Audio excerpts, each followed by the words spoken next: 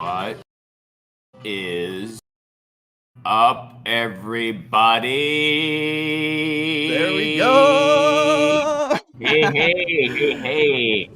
Hey, good morning. Holy crap, this is what it feels like to do a show in the morning? Holy crapola, I love it. Welcome, everybody. I'm Tate Taylor. Welcome. Thank you so much for stopping in here this morning. We have been anticipating this for a very long time, and we're super excited about today's show. Really, our guest today really needs no introduction whatsoever. This gentleman has been on the streaming cusp of greatness for quite a while now, and is now on his 211th day of straight streaming. He's been bringing peace, happiness, love, joy, and positivity to the masses all around the world. That's true.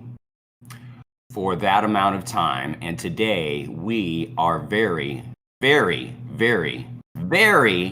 fortunate to have our good friend, Mr. Meltmore. Hi, buddy. How are you today? Oh man, it's an absolute blessing to be here, dude. Thank you so much for having me. I've also been just as excited about this. We went through some technical difficulties, so it feels like being where it is we're right now. It's like the accumulation of so many things that have just gone right for us to be here right now, man. Thank you for having me.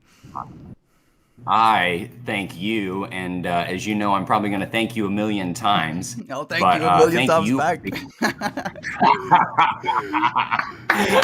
I want to tell everyone just a little behind the scenes. Melt and I have been talking for over a month, going back and forth and comparing notes, and he's been sharing pictures for today. You're really in for a treat. I think you're really going to see some great stuff, some behind the scenes stuff of Melt, and he has been so generous with his time and just his soul, and we've had a lot of fun here the last month or so. And really, I've really come to love this man. I really mean that. I have so much love for you, brother. And you and I have gone back and forth, and we've had some great conversations already. So today, to actually speak with you for an extended period of time is wow. I'm really excited about this. I'm looking forward to it as well, man. As you said, we've been like going back and forth a little bit, and every single one of the chats I felt like was stream worthy, if you will. Just the amount of flow and the amount of reciprocity happening. It's always beautiful, man. Yeah, man, I love that. I totally agree. Hey, as we get started, and we've got a bunch of beautiful people who are starting to roll up in here. You and I talked about it. Want to partake a little bit? Want to have a little bit of puffy puff before we get started? Like I love that. That's a gorgeous bong. Can I just like say that first and foremost? Like the shape, the coloring, the oh goodness, like even the way the mouth tapers a little bit down on the top, like attention to detail like that. I'm just like, oh, that's so nice, dude. That's such a good piece. Bro, thank you so much for saying that. I want to tell you, when I was pulling this out today, we've just been hitting this hard again the last couple months. I want to tell you, I'm ashamed to admit this a little bit. This piece right here is older than you, my friend. This is an antique. This is an antique piece, hand blown, hand painted, and I don't know how it's made it in one piece everywhere that we've traveled. Same thing, dude. Like, how do you keep a bong alive for 23 years, man? Like, hats off to you. I have no idea.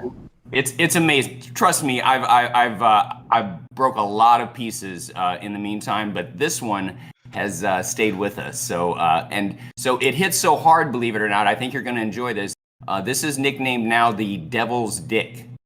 So that's I love that, dude. Man, and like I feel just looking at it as well, it has such a like a vibe to it, man. Like even if the weed does nothing, it will still be an honor to smoke out of that bong.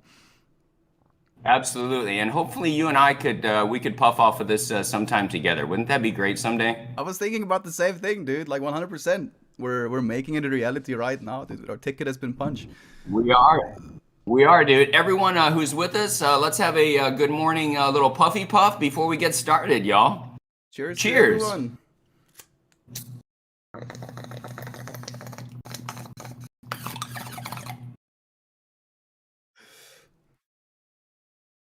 You know, Mel, it's a pretty damn good world we live in. That you and I are just sitting here this morning. We're puffing a little bit of marijuana. We're enjoying ourselves. We're with a whole bunch of people who are our friends, and this is life. This is a good life, right?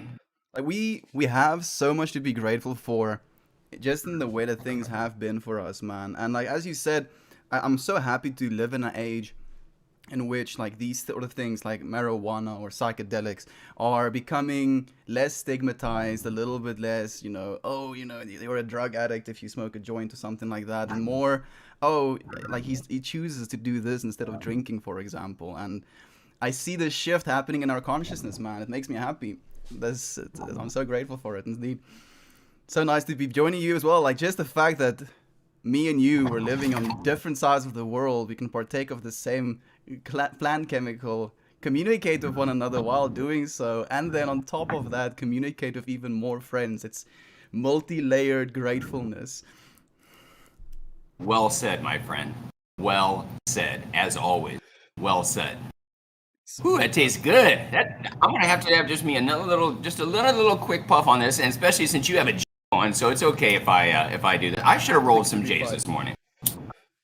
You should have told me that you wanted to hit a bong. I would have actually brought mine as well. You know what? Just because you shared your special piece with me, I have to show you this, dude. I'm gonna be back in a Let's see second. it. Let's see it. Let's see it. Look at all the beautiful people in the chat today. Thank you, everyone, for stopping in here. Appreciate you so much. We're very excited about this morning. As you can see the goofy grins on our face. This bottom section here is being saved for photos. We're going to see some great photos of Melt and his family and his life. And now we're going to see cool bong. So I can actually hear you. This is a piece. Look at this. Made for me by a friend. So the main body is a piece of bamboo, and then like you'll see these sort of rocks and things. Oh.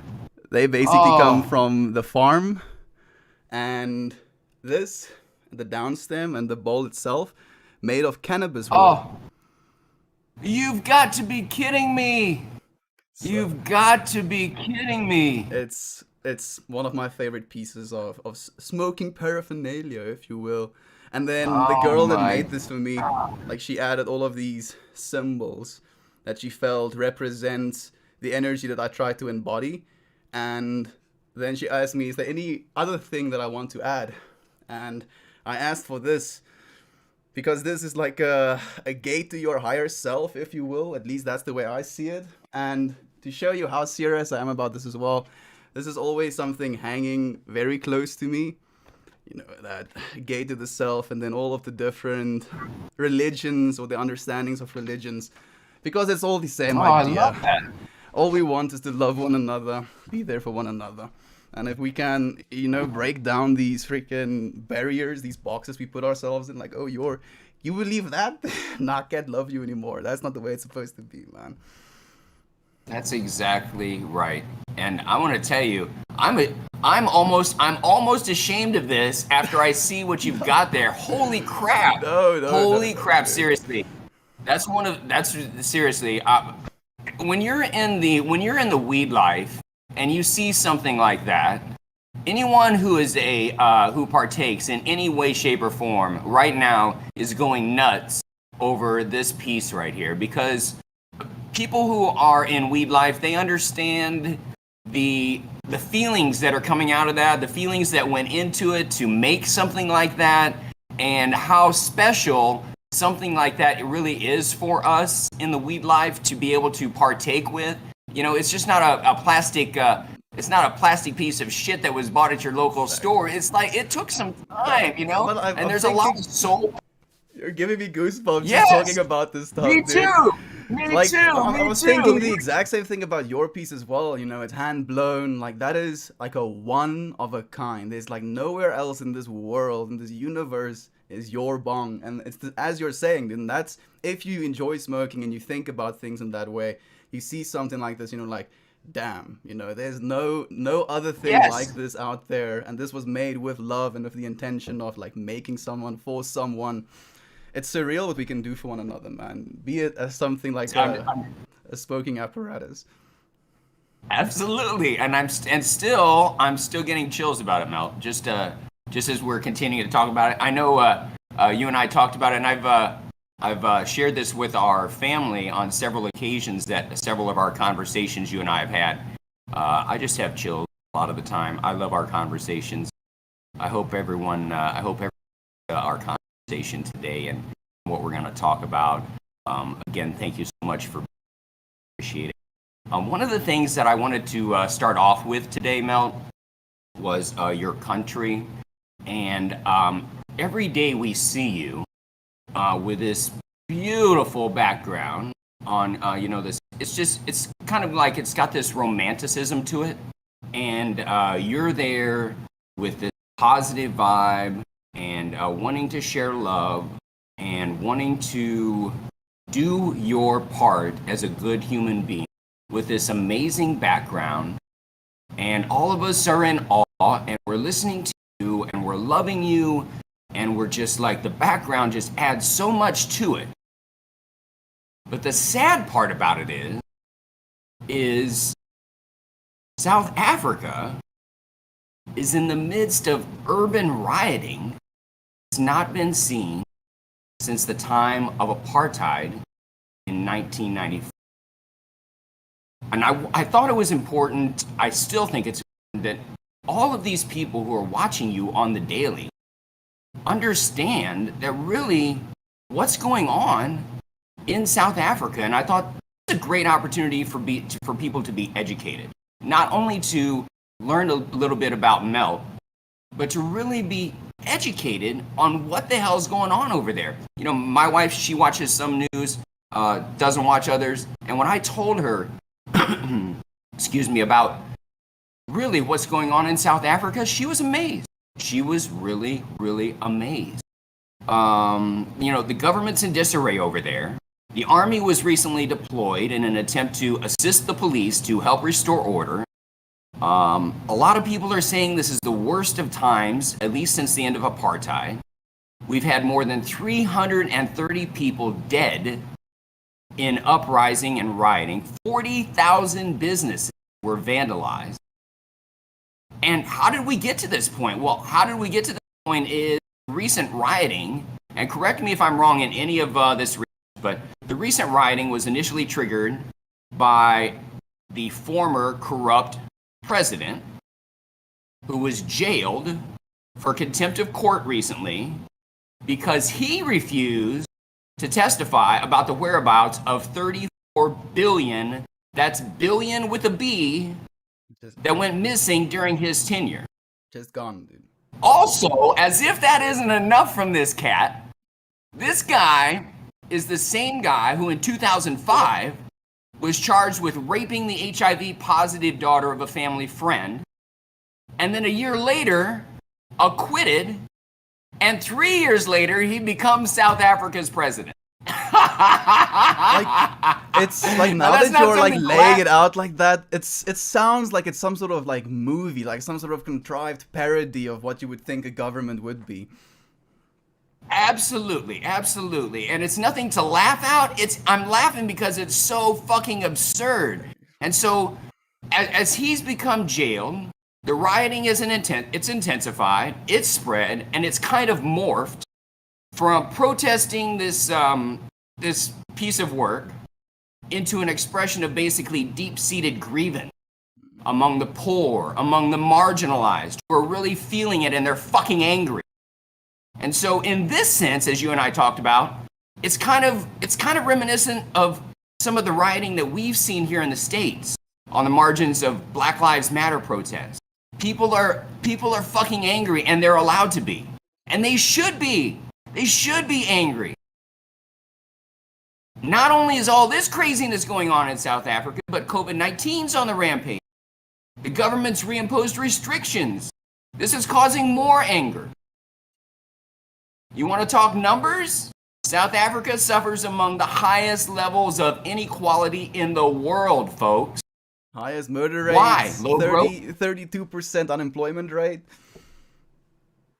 There you go. Youth unemployment is even worse, right? A record 74%.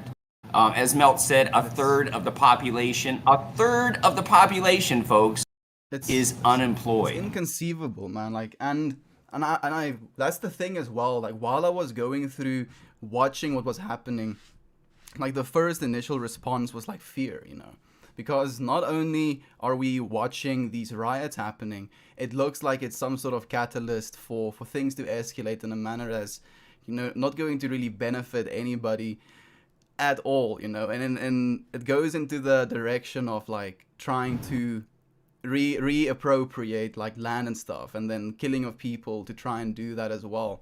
And there's been so much like inner turmoil in South Africa because of that for so long, and it's been something that's brewing. And as you were saying as well, like technically South Africa is at its worst that it's almost ever been. Like during apartheid, our currency was still valued. At least our currency has lost 1,600% of its value since 1997.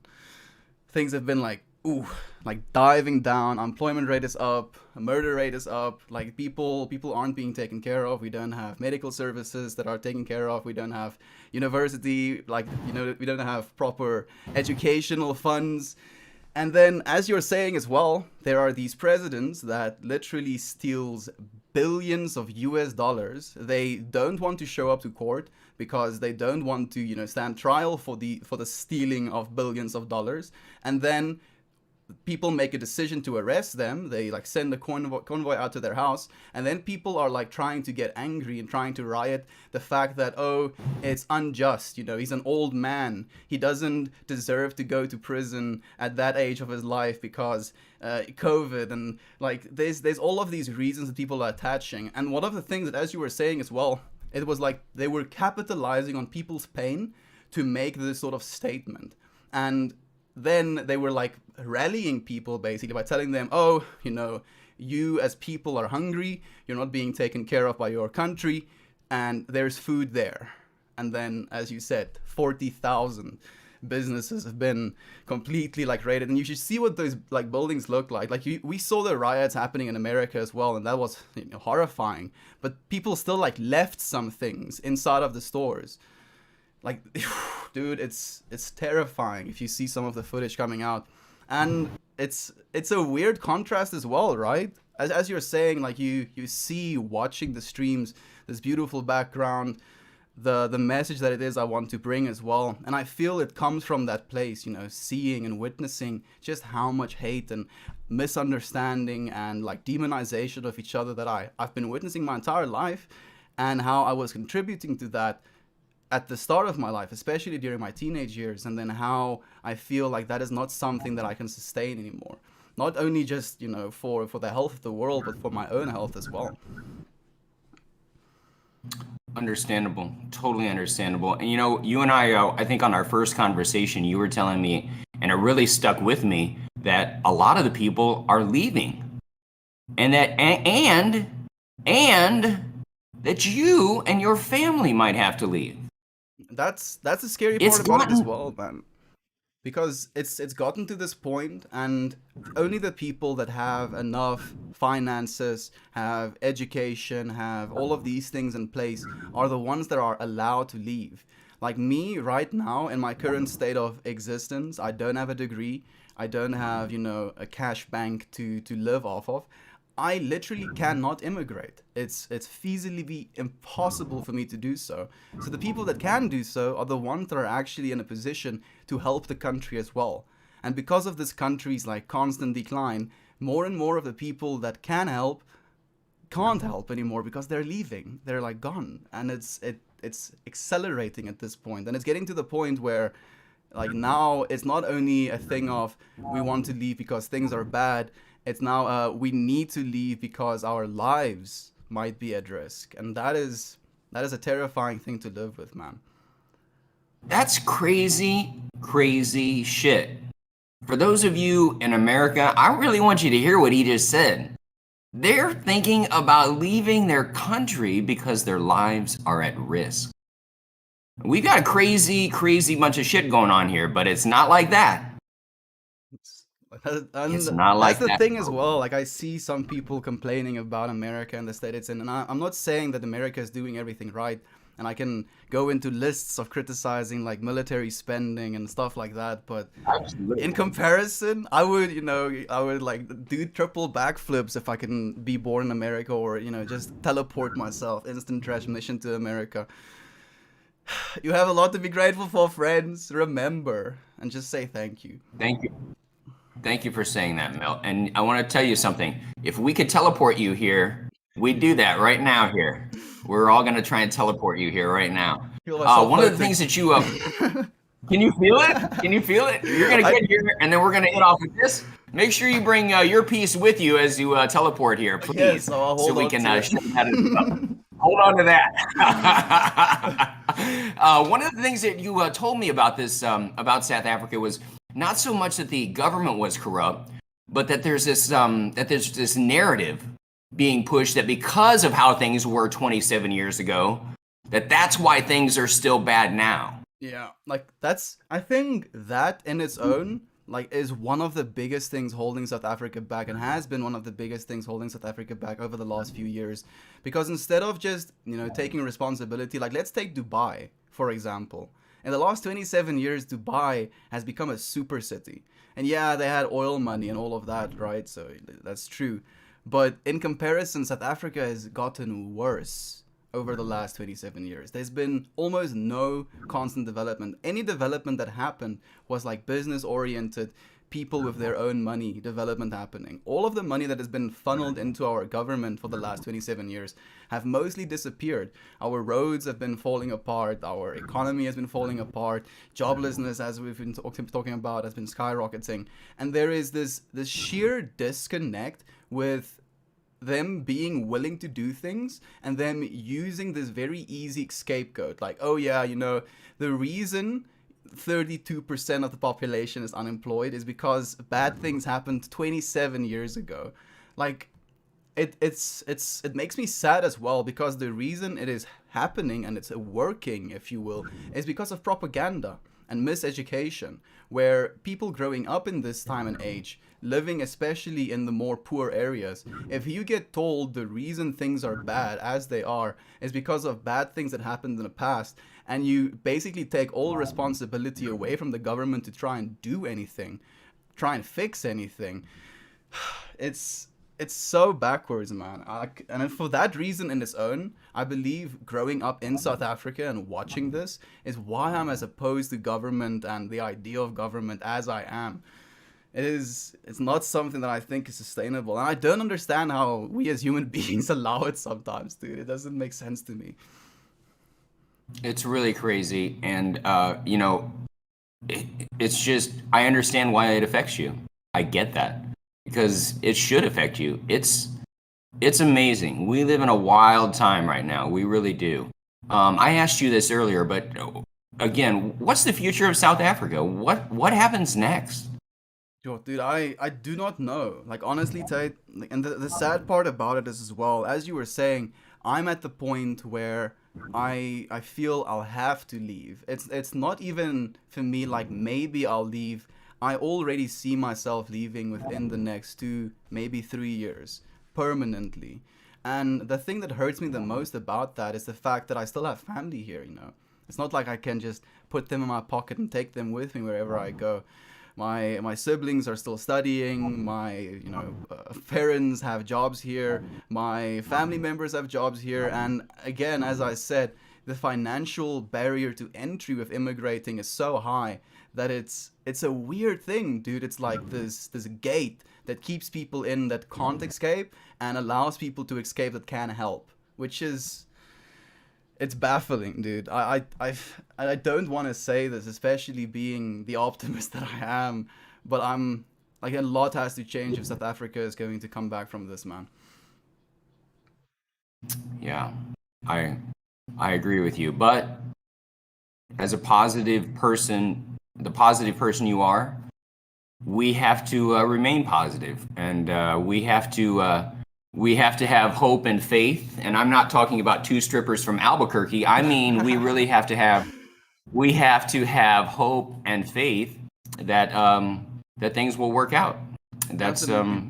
Like, I think one of the biggest causes for concern as well, especially living in Africa, is we've seen how this kind of behavior turns out. Like Zimbabwe is a very good case of that. Zimbabwe used to be a thriving economy as well, and basically the same things that are happening to our country right now, maybe a little bit slowed down, is happening, or the same thing that happened to Zimbabwe is happening to us right now. And looking at Zimbabwe still to this day, like I have hello mama. Mama kan kom hallo sê as mama. Mama gaan nou moet hier so in frame wees. Okay, my mom doesn't want to be in frame. Yeah, bring Mama on. She was like, what kind of gerus show come still? There we Say go. hi. She wants to come and say Come hi. say hi. Look at here. Look at your beautiful mother. Right? Hi. Let's say hello, Mama. Wow. Okay. Wonderful. I'm so happy that Yes, you can that's shoot it as wonderful. well.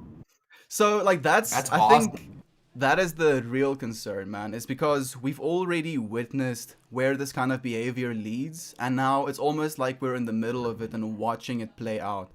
And that's the reason people have been leaving, man. It's like they don't want to be in it for when our currency loses all value, when people are just printing money.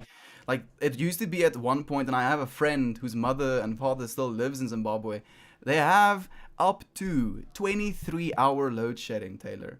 So for 23 hours of the day, they do not have electricity. We're already doing kind of that. Not 23 hours. We have like 2-hour power cuts every day, like when it happens. Fortunately, we've been a little bit more chill with the power cuts, but it's concerning, man. It's very concerning. You've got to be kidding me, man. You've got to be kidding me. Unbelievable. Unbelievable. Well, as I mentioned, it's just so important that everyone knows about this. I hope people will research this. I hope people will do whatever they can to help your country out and to send positive vibes. I know that's not enough, but we're going to truly hope that things get better. I'm happy you're saying that as well, Tate, because it's like especially when things were more at a peak, like things have calmed down a little bit when it comes to rioting now. But when things were, boiling, if you will, there were a bunch of friends reaching out, and some of the friends talking about making South Africa like refugee status, so that the people that need to leave out of risk for their lives, they can do so. And then they just get told, nah, South Africa is a first world country. We don't allow first world countries refugee status. And that's like the gist of what the government is allowed or willing to do about it as well, to the friends who have tried to reach out to their own governments to help South Africa. Not trying to be So does it help? Does it help for us as Americans to reach out to our own government to find some sort of help and some sort of salvation for South Africa? Or is it just I don't not think even so. worth it? That's the thing, and I don't want to say it's not even worth it, but there's going to have to be millions of individuals reaching out for it to make any impact or like a blip on the radar. Because people don't care, dude. Like that's the thing. People feel that if it's something that's external from you, then it's not exactly my problem. That's the reason the Earth is in the state that it is. Because we'll just pillage all of these things. It's out there. Yep. It's not me, so it's not gonna hurt me. But if you can expand your ego, expand your consciousness to encapsulate the entire Earth, then hurting of your fellow individuals is hurting you. Hurting the Mother Earth is hurting you.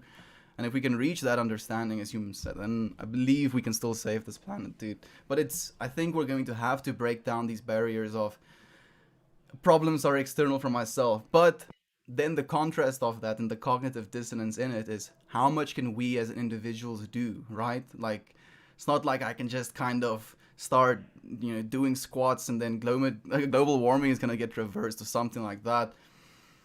Right. What can we do, dude? I genuinely am asking, actually. I really want to know what more we can do. Well, what we can do, and which is what you're doing, is we have to basically get together. We have to get together as a world. I really think that it's going to happen. I Happens don't as know well. if we as a world, I don't know if we as a world is going to, if we're going to all get together in your lifetime or in my lifetime. But I believe that changes are coming. I believe that even though it's bleak right now, not only for your country but for a lot of places in the world, I really believe in my heart that it's going to get.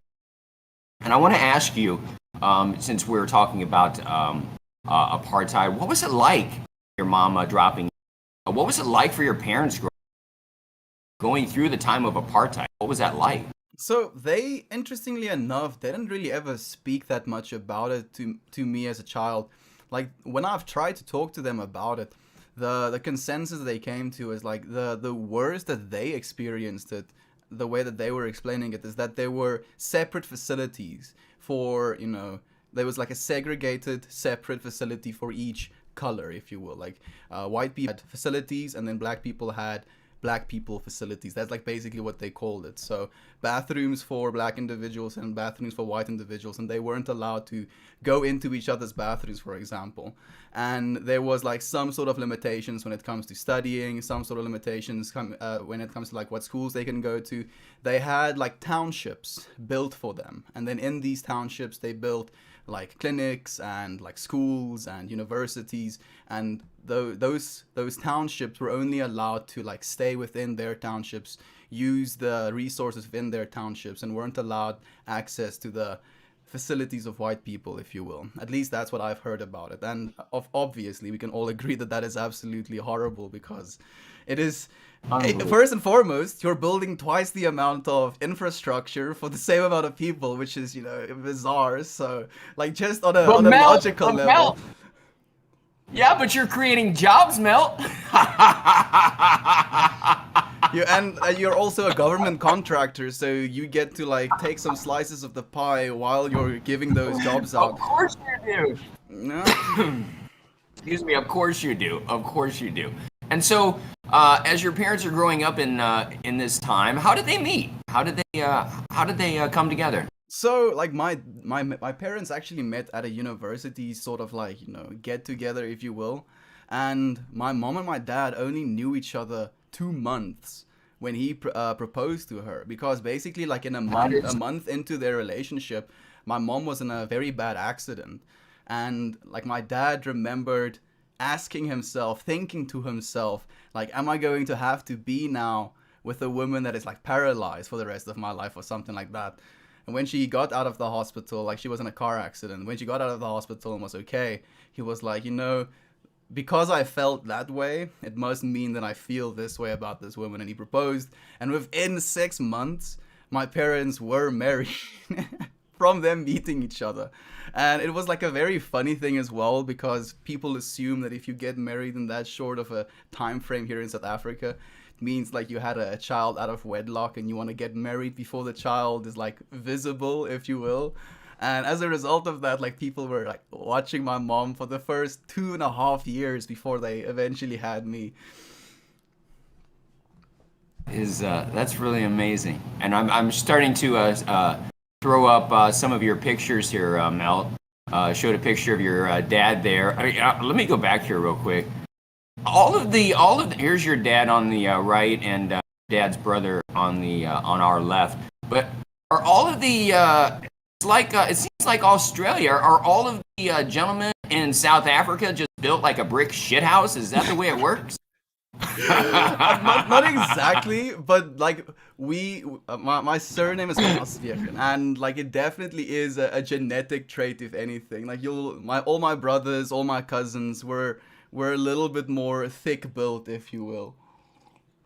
Awesome. We do, however, Wow. have like a lot of that genes in South Africa. Like we used to be one of the most powerful like military brigades as well in the world, because of our dedication, if you will. Like our men are pretty hardcore sometimes.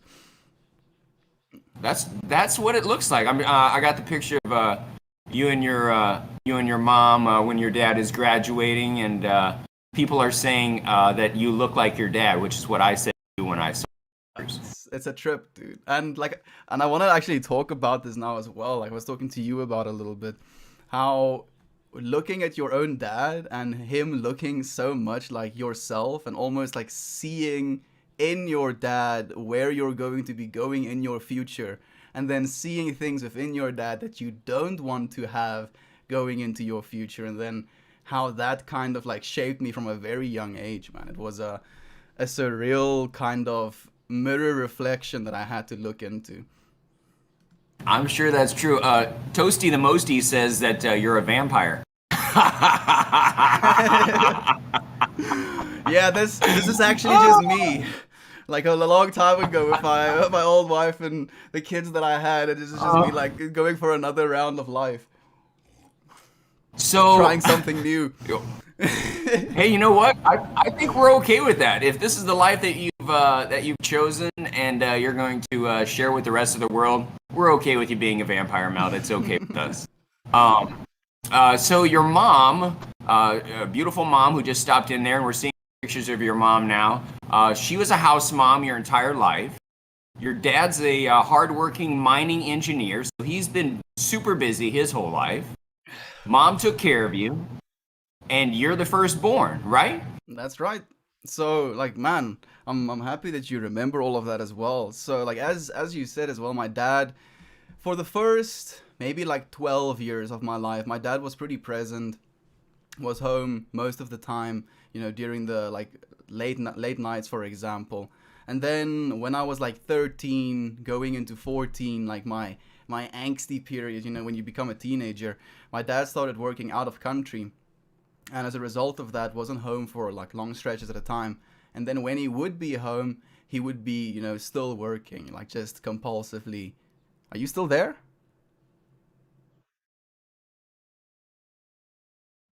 Hmm.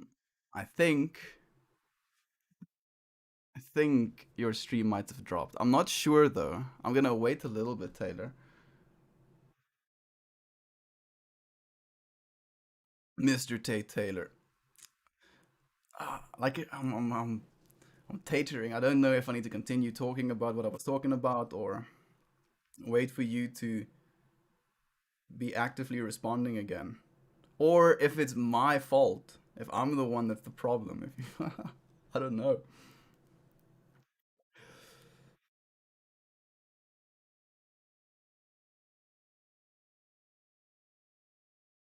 Let me actually check. I can open the actual stream and see if it's working. Let's see, let's see, let's see. Okay. I'm guessing that Tate's computer dropped or something, maybe. We'll be right back. We're expecting, yeah, yeah, yeah. So, unfortunately, every now and then we have some technical difficulties when it comes to Rpan. So, I do believe our Rpan stream has been dropped, but that only means it's going to start up very soon again. Do bear with us, friends. Thank you for bearing with us. Do I want to check if there is YouTube comments? Because technically this is live on YouTube, but it's no longer live on Reddit. But I'm not sure if there's anybody actually watching the YouTube. But if I check, I'm going to have to go out of this window, and I'm not sure if I want to do that. So much turmoil. Yeah, Tate's back. I see the Reddit stream dropped. Hello. Hello, hello. Can you hear me? Yeah, I got you back. I'm sorry, man. I saw the Reddit stream bonked. It's not you. It's not you. Don't apologize. It's all good. This is part of We the struggle, dude. We were just talking about this as well, Like we were. It's only the okay. most resilient can continue. You know what? Since you and I are together today, I'm really not too concerned about it, my friend. I think we're gonna be okay, and we're just gonna chill. We'll smoke a little bit in this little brief intermission here. We'll get us all back up, and then we'll get going again. I've got, I've already got a starting soon banner back on. I'll drop the link, and we'll go from there. Sounds good to me. Man, this like, can I just say, Tate, this has been like absolutely amazing as well, dude. I've been really enjoying this. Oh, I love to hear that, man. I really do. I'm really enjoying it myself. I think I can't wait for actually for us to have longer, uh, deeper conversations. Even though I'm not sure how we're gonna top a conversation like today, but I can't wait to just have sit down and puff with Melt conversations where we haven't prepared so much. I'm really kind of looking forward to that. I Yeah. really am. Like you were talking about smoking from that bong, dude. So I'm imagining like us somewhere in like a chill lounge type of area, taking bong hits, having chats, dude. I look forward to it as well. Absolutely, dude. Absolutely. How safe is it for me to travel to South Africa if I wanted to come hang out? So in that respect, safe enough, especially with you being like a gentleman, if you will. I wouldn't necessarily recommend that for a female, but as well, like Really? if you were to come all the way, then I would, come all the way to the airport for you as well. So technically, you wouldn't have to deal with any of the dangerous stuff. You'll just like go straight from point A to point B, and you'll probably like, if you wanted to come, you can come and chill on the farm. We have like a little bit of a gazebo area. It's like the ideal trip environment. I think you'd love it. Nice. Nice, nice, nice. You know I love that. You know I love that. I have a buddy who's coming next week, and the wife and I have I have us on mute, by the way. The wife and I have a couple hits of some really really good black diamonds, black pyramids. They're from Pyramids. yeah, some black pyramids and some gel tabs. They're Oh, really okay. really good. Yeah, so I think we're I've going never to actually had any gel tabs, man. Like, are they they're any delicious. better? Yeah, I don't know about better, but they're awfully fun. So, like, the reason I ask better is because for me, like, the comparison between a tab versus like a drop, like a liquid drop, like there is like for me, liquid drops are a little bit more clear, if you will, and I enjoy those more than I do the other ones. So, like, I wonder if I it's the agree. same thing for the gels. I agree with you actually on that. I agree 100%. I like a little bit right in the eye, a little bit of deet, deet. I've never done that, dude. I thought it was like the most hardcore thing ever. Do it, do One it. day. It'll change your life. I will dude, like I'm definitely not shying away from those type of experiences as well. Like it was a joke the other day. Someone was asking like, "Oh, how much mushrooms do you eat?" And I told him with a straight face like, "Not enough. I feel like I'm underutilizing my potential. 'Cause eating Exactly, more mush-" exactly. Uh, I totally agree. Hey, I'm gonna take this opportunity to hit the bathroom real quick, and then we'll just jump right back in. it sounds good to me. Have a good one.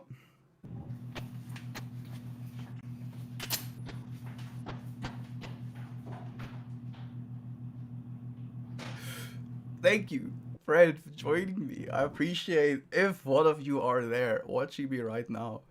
Technically, you're getting even more uneditedness from this stream. Getting some secrets. Shh, don't talk too much about it. Don't tell my mom. Actually, my mom knows. You can tell my mom if you want to. Well, she'll probably stop talking.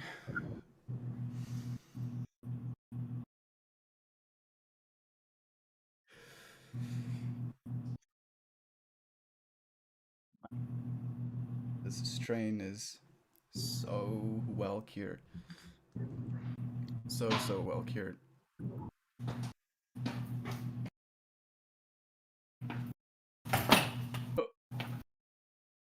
Okay. Dates back. There we go. Okay. Let's do it. I'm potting our voice up now, and we are live again. Ding ding ding. Hi, hi, hi, hi, hi, hi, hi. Sorry, Thank you for everybody. joining us again, friend. Welcome to Reddit. Welcome to Reddit. But here we are. So I hope you've come back, and you're gonna enjoy the rest of the show with us. We're talking to our friend Melt Moore. I'm Tate Taylor. Good morning, everybody. We've been talking about South Africa this morning, and I hope you were enlightened. And if you missed the first part, please go educate yourself about the beautiful country of South Africa. Melt broadcasts there several times a day, and you see this amazing countryside, but you really need to learn about the country as well. I highly encourage that you educate yourself. we were talking about your family, Melt, and how they met, and your mom and your dad, and we were really just about at the part where I wanted to talk about you being the firstborn child and what your parents' original intentions were, and and where you're at now with all that. So like that's actually a great thing to ask as well, because there's so much stigma around, being born in its own, where your mom will tell you like you're a mistake or something like that. You'll see it on TV, or you'll see these like, oh, it was an accident and now we're pregnant and now we're having this baby. And growing up, having my parents tell me, that they waited 2.5 years before they had me, and they like made sure that financially and with where they were living they could facilitate having me, and then with that knowing, they made the decision to have me. So like I've been very thankful for that as well, and I absolutely love my parents. Like I believe I've been gifted some of the most blessed parents I could have ever asked for. And I love to hear that. like I do believe that the person I am today is directly as a result of the people that they are right now, and that to me says a lot. Of course you are who you are because of your parents. Of course you are. And a lot of the times that you're talking in the mornings, I'm thinking about that actually. What great parents you must have in order to be where you're at now, and especially at your stage of the game, especially at your age. Like what great family you must have. So there's a bigger family. It's just not you, right? True. That is true. And so I'm showing the picture of it's a great picture of you and your parents when you're not firstborn, but very young. And then the next picture I wanted to show, and we talked about, is a wonderful picture of you. And it's so great because you have this beautiful picture of your parents, and here you are, you're loving life, and they're so happy. And then the next thing you know, they've decided to put you on the train tracks and put a gun in your lap. So that is quite wild. Dude, like you can even see it by little face. I have this sheer like confusion, like as to why it is it's happening. Like I'm loved. I have these wonderful parents that take care of me. Now they're going to go and put me on a train track and put a gun in my lap. I'm like, what? why? What the heck was going on here? Like I think What it the heck? was like there's so many weird photo shoots in South Africa as well, and there's a bunch of them that I opted to leave out, and now I kind of wish I kept them in. There's like I have some old photos of me wearing like a weird hat with these big bag of like technically suitcases and this staff that I'm holding, and then I have like some photos of me as a kid like over this big rugby ball. Like I don't know, dude. South Africans with their photos. Like I think there is like one photo shoot that like my family looks super 90s, and then not again, dude. Like it is. There's so many great pictures actually. I have you playing in the mud right now, and then you're getting cleaned up here, and then you're with Dad in the bathtub. What an amazing family you have. And so we talked about this earlier. Your name, not just Meltmore, but your amazing name Estian, and you had several episodes in your streams this year where you were kind of like, hey, I'm gonna finally tell you my name. It's not I am Meltmore, but I also am a living human being, Estian, which is a beautiful name. I'm not just saying that. It's a name I have never heard until we met. And I did some research, and turns out it's a very, very South African name, right? Yep. Like the majority of the Estians you'll meet right here in South Africa. And other than like Thailand, I think was the only other place. That's interesting. Was So weird thing with Estian for me is like it's kind of a derivative from my main name, if you will, which is Christian Stefan, like as one word, like Jean-Jacques.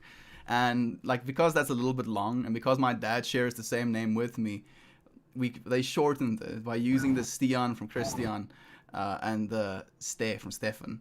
So like Estian as a combination of those two, and for that reason as well, technically Estian has been what I've been called my entire life, but that has never technically been my official name. And I think it like goes to just show how, and I wonder at least how much a name can change you, how much what people call you can change you.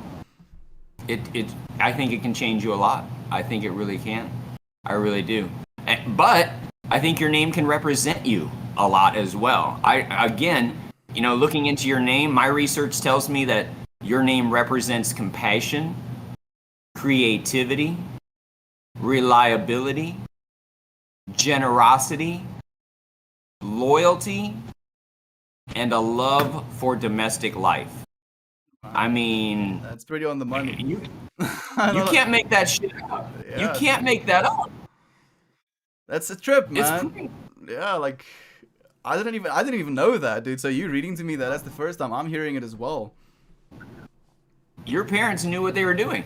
It seems that way, man. Like now I'm curious about the rest of my siblings as well, because we all have a little bit more esoteric names. Like my name is Estian, then my brother younger is Rudo, which is in like one of Say that one again.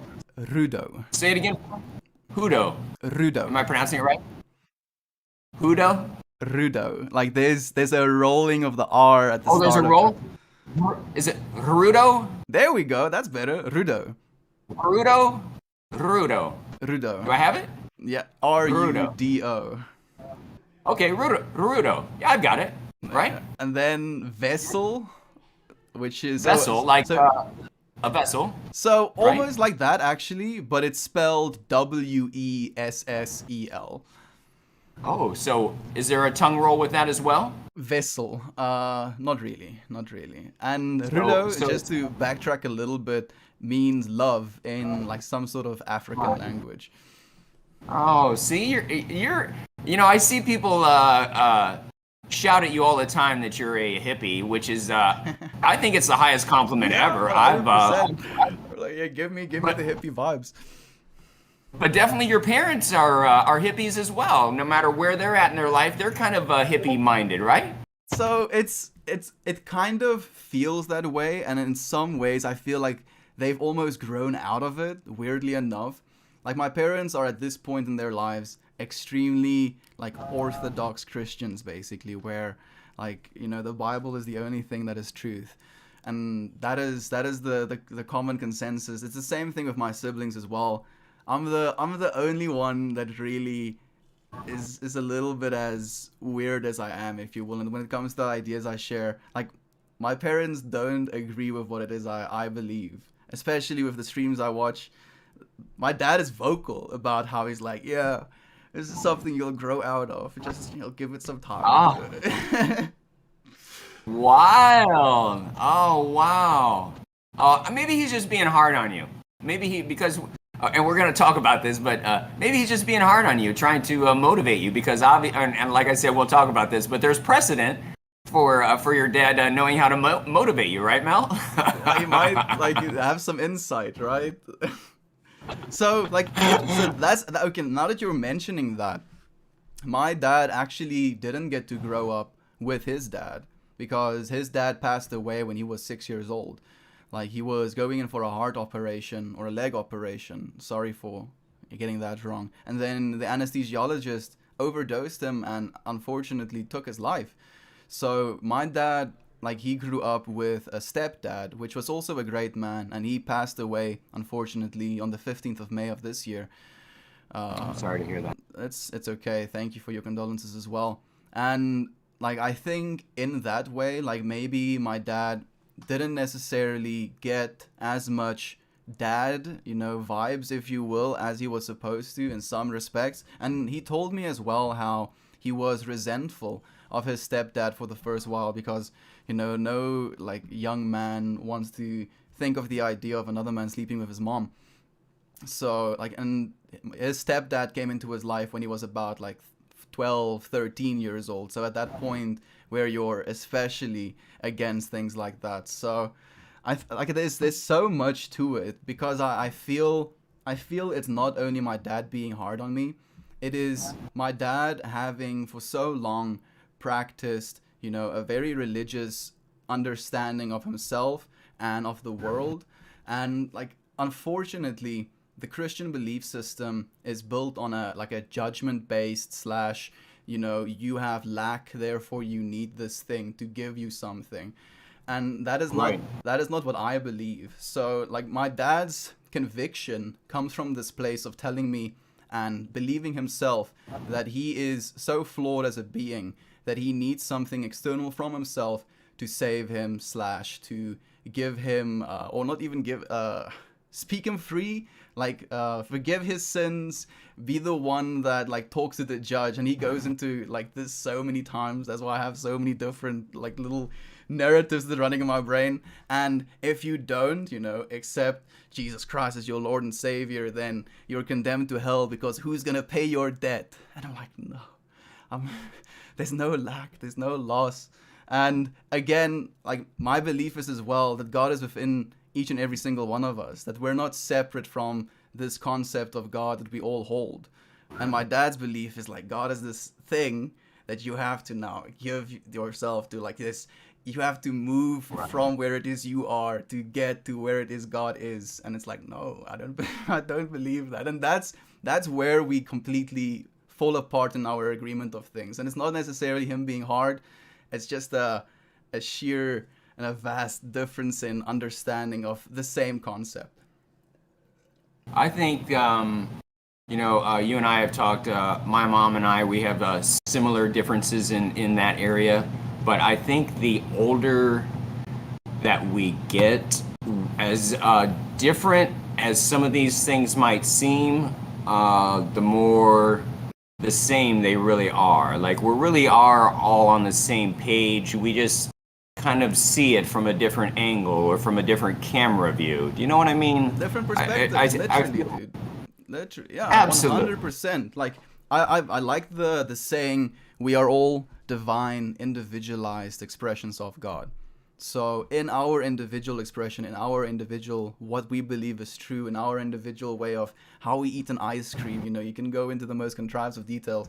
There is divinity within that, and it's that you can recognize within someone else and respect within someone else, and then give homage, love to that. Yeah, I agree. And Tate says you have to be in tune with the difference between right or wrong. That's really the basic of it, That's really what we're trying to accomplish here. I wanted to give our friends a couple seconds to ask any questions, and one of the questions came up from our friend Co-Count 19. I think you know this young lady. She wants to know, is Melt single?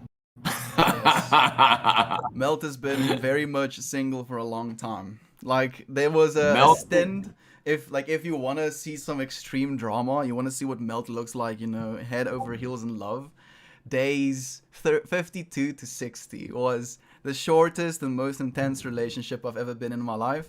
It was a long distance relationship, and I feel I've learned more from that relationship than I've learned from any other relationship. And I learned again, like, I was like, after 2 years that I got into that, I learned again that I still have a lot of work to do on myself, and I'm willing to wait for as long as I need to meet the right person. But yes, still very much single. Good for you. Yeah, well, you can imagine. You know her, so she's gonna ask some sort of wacky question. So there you have that for there. I welcome it. She's awesome. She's awesome. When we were talking about your childhood and you growing up, I found it really interesting that you said that you were in a place where you actually didn't feel that you could connect in a proper way, and that you even felt like an outsider at times as a younger guy.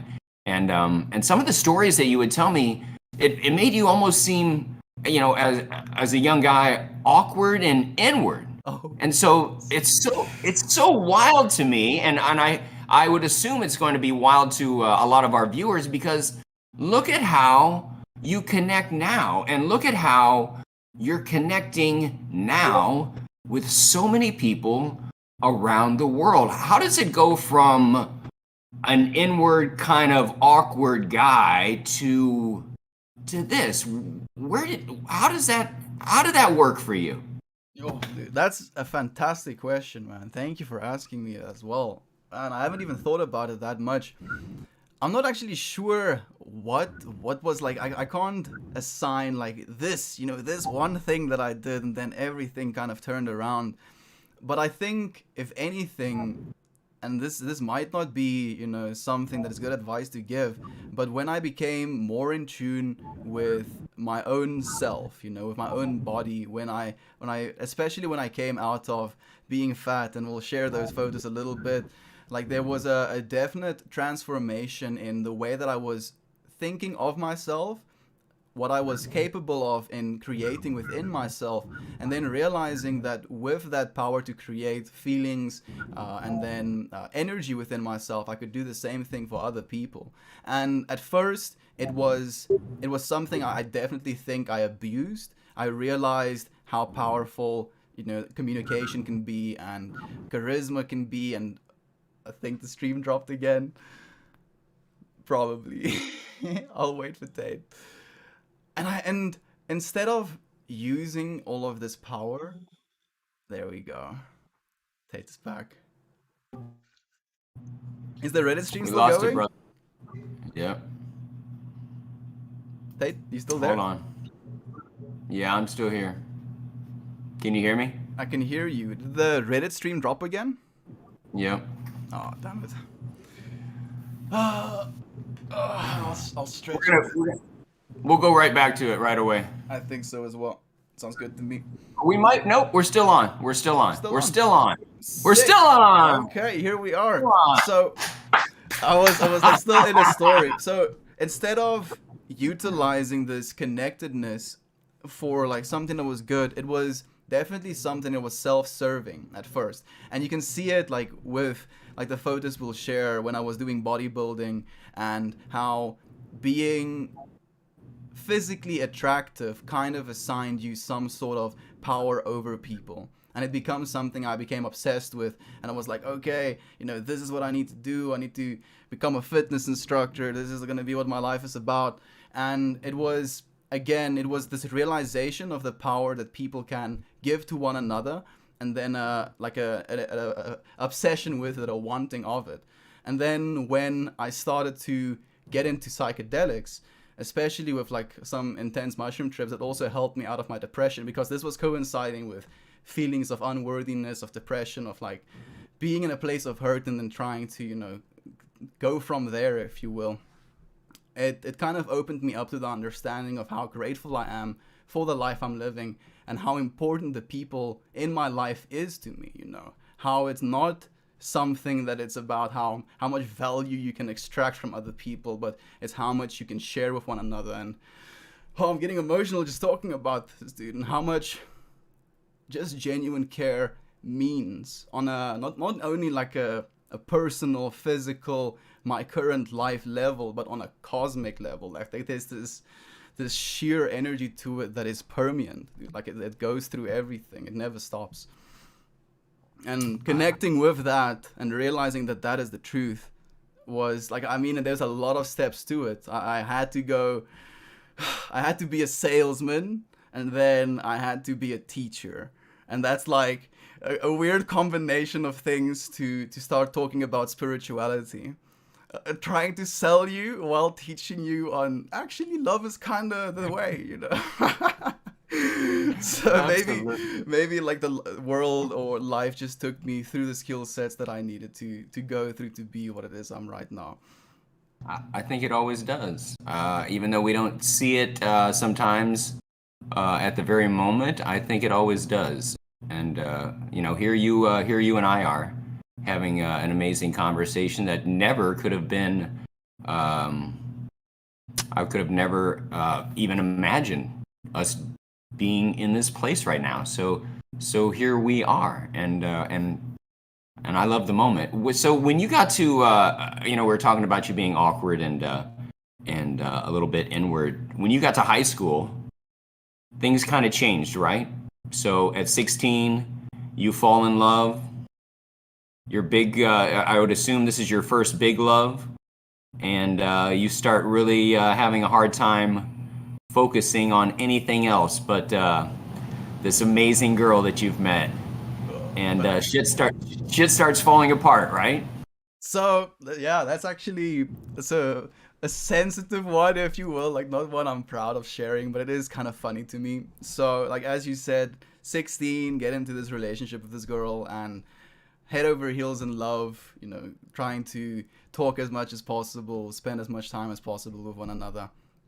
And as a result of that, I like got something like 17% for my math on like my second term or my first term. And my dad was like, okay, I see you don't want to work, so now you're gonna go and work. So he took me out of school.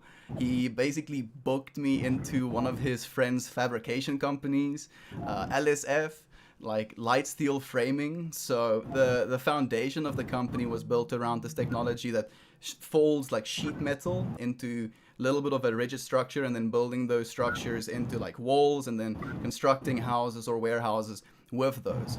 And like I was basically put into that building. We were also like fabricating like stands for some of the buildings that the LSF went into, so I learned how to weld and how to grind, and the things that we were welding and grinding, we were like CNC cutting, so I learned how to do that as well. Learned how to design those images, if you will. Dug my fair share of foundation and buildings as well. Learned how to do some electrician stuff as well, and I think it was a very blessed experience and something that was so eye-opening to what work is, and like oh goodness, it was like, just thinking back to it, I feel like, how did I survive that? I'm just thinking about my shoes, especially, dude. I had to wear these steel-toed shoes that was just killing me every single day. Like I would have legit just walked barefoot and I would have had a better like time working there, but those steel-toed shoes just killed me. And waking up at like 6 a.m. so that I can be on the bus at 7 a.m., like driving to work, get home again at 7 p.m., make myself like 12 eggs and a chopped onion for my like dinner, like scarf that down, get back into bed, sleep through the night, and then rinse and repeat that for like 8 months. And it was the most exhausted that I was like ever been in my life. And I was also, I felt kind of, proud of myself in a way. I was like 17 still at this time. And I've been drinking and buying alcohol at that point like since I was 14, because I was big built, people just assumed that I was older than I was. So I'm like this, I think of myself as this 17-year-old, like, oh yeah, working, drinking my whiskey like at this like local bar that had like a live event going every now and then. And I was thinking to myself, like how life was going to continue if I was continuing doing this, and how that is going to affect me. And by the end of the year, my dad was like, okay, so you want to continue doing this, or do you want to actually go back to school? Went back to school, obviously finished. And then again, like during this whole time, my girlfriend and me are still together. We're still like doing this long distance thing. Some weird things happened as well. Like because of the amount of work I was doing, the reason I finally stopped was because I was getting such high blood pressure from the meals I was eating. I was like basically eating eggs and onions every day for like months at a time, because it was the fastest thing to cook. It was just like you chop onions, you break a bunch of eggs, you have it overheat, and then like 20 minutes later you have a meal. And I was like, it's protein, Wow. dude, so eat food. And yeah, I got like such high blood pressure, and I had this pulsating pain within inside of my head. And maybe this is TMI, but me and this girlfriend were sexting at the time. And then this like extreme headache came up in me. And I told her this, and then she internalized this as, oh, I'm not feeling her or not feeling the relationship, and that's why I'm now pretending to have a headache, dude. And then even that like created even more turmoil inside of myself. Like, damn it, I'm in pain, I'm in actual pain, and now you're making this my fault, or like saying I'm doing something I'm not. And I was like, damn it, why is this happening? Went home, like got home, my dad was like, you want to go back to work or go back to school? I'm like, yeah, definitely school. Went back to school, but I was ashamed, obviously, having been taken out of school like that. So I didn't go back to the high school that I went to. I went to Kuro High School first. it was like 6 months. Was way too expensive for my parents to afford, unfortunately. So they took me out of there and they put me into MIS, which is like in Middleburg. And that was basically where I finished the rest of my high school. And during like my half of grade 11 and then end of matric, I was in this weird space where there were a lot of new girls around me, and I had a girlfriend, and I'm still this type of person that is like extremely loyal to a fault, and the type of person that tells people, like a chick will try and hug me, and I'm like, nah, I have a girlfriend. And it was this running joke as well, because one of my teachers was actually my girlfriend's like off uncle. Like he knew about me before I came to the school, kind of vibe. And I had classes with him, and he would like call me like nephew or cousin when I would walk into the class with him. So it was this joke of like, yeah, I'm taken, that's how it is. And oh goodness, so during all of this, I just started getting into weed when I turned 18, and I was smoking marijuana, and like these dudes, if you will, as I said, South Africa has been a little bit conservative with marijuana. Like drinking is the only thing that's okay still for a lot of people here. So I was like sitting and doing my homework, and I had like a bag hanging over my chair, I don't know exactly what you call it, my chair back. And they basically pulled the bag with the chair, and I like fell over all the way. And then when I fell and like hit my head, they were like over me and like hitting me, and like, you don't smoke weed in this hostel.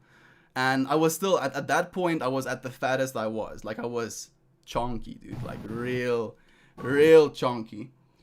Yeah, I'm showing some of your chunky pictures right now. We've had a couple here. So Perfect timing.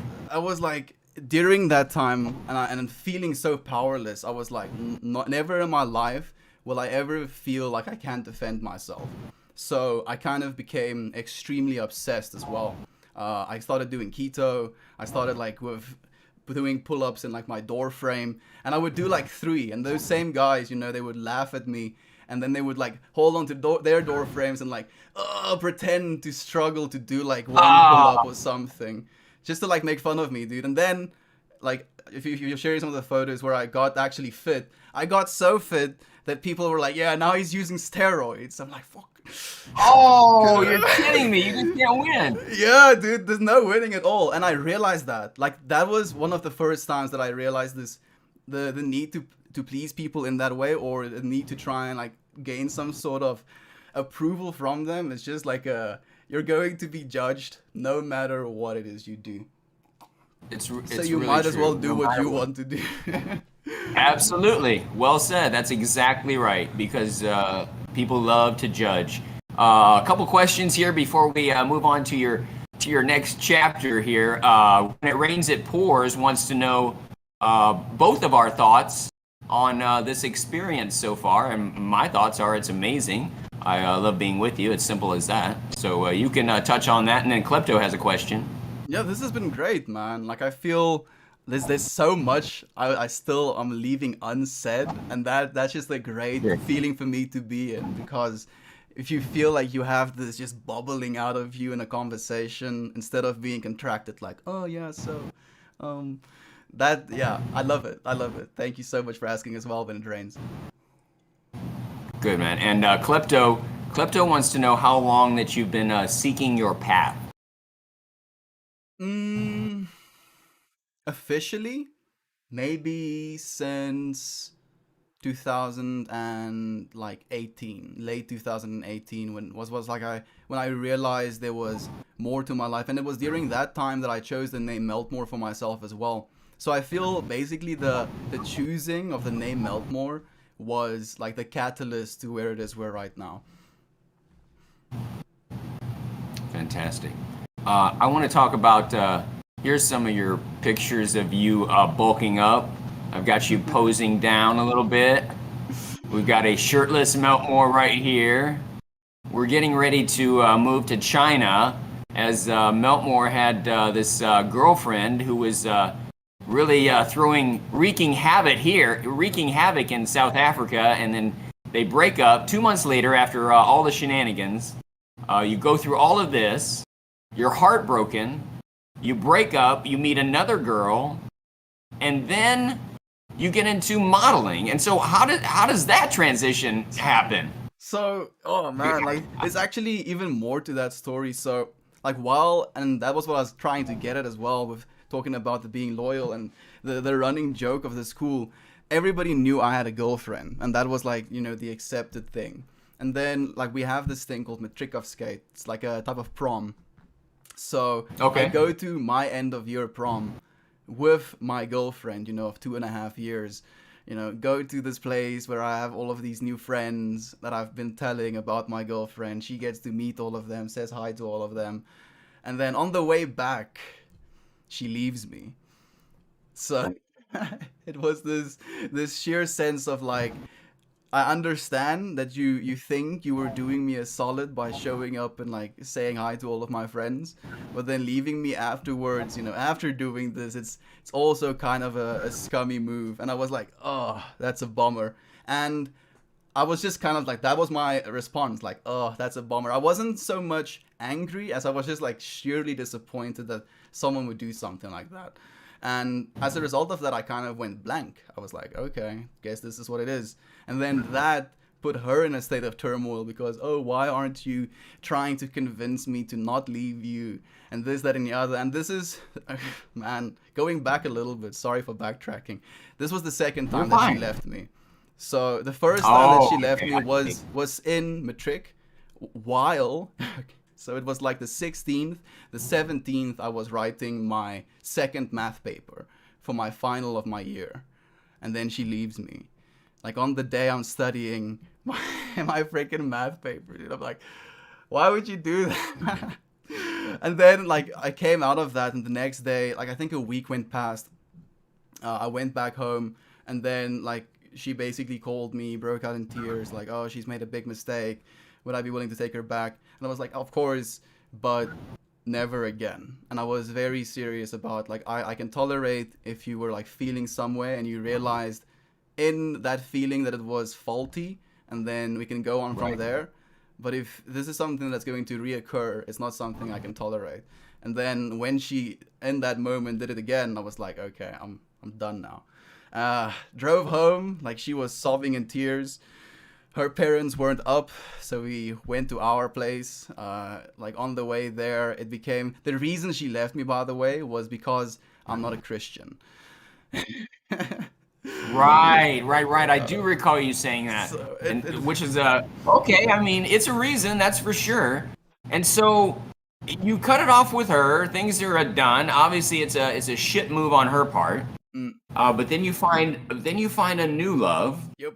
So shortly thereafter. as you're saying, Right? like 2 months later, I get into a new relationship, or basically start texting this girl and get into a new relationship, and she comes over to like our place, and we are intimate, if you will. And my parents are like, basically, this is not something that we allow in our house. You have to be married for these things to be occurring. And I was like, then I'm not living in your house anymore, if you will. So I moved out. I went to Pretoria, and that's where I basically started the sales job. And while I was working the sales job, I basically told myself that sales is something I can do for a living, as in I can like keep myself alive, if you will. But I do believe that there is some sort of direction I want to go into when it comes to content creation, or the like publicizing yourself, if you will. So modeling was the thing that was textbook, if you will. Like, oh, you've been working out, you think of yourself as attractive, guess modeling is the answer. So I started, I signed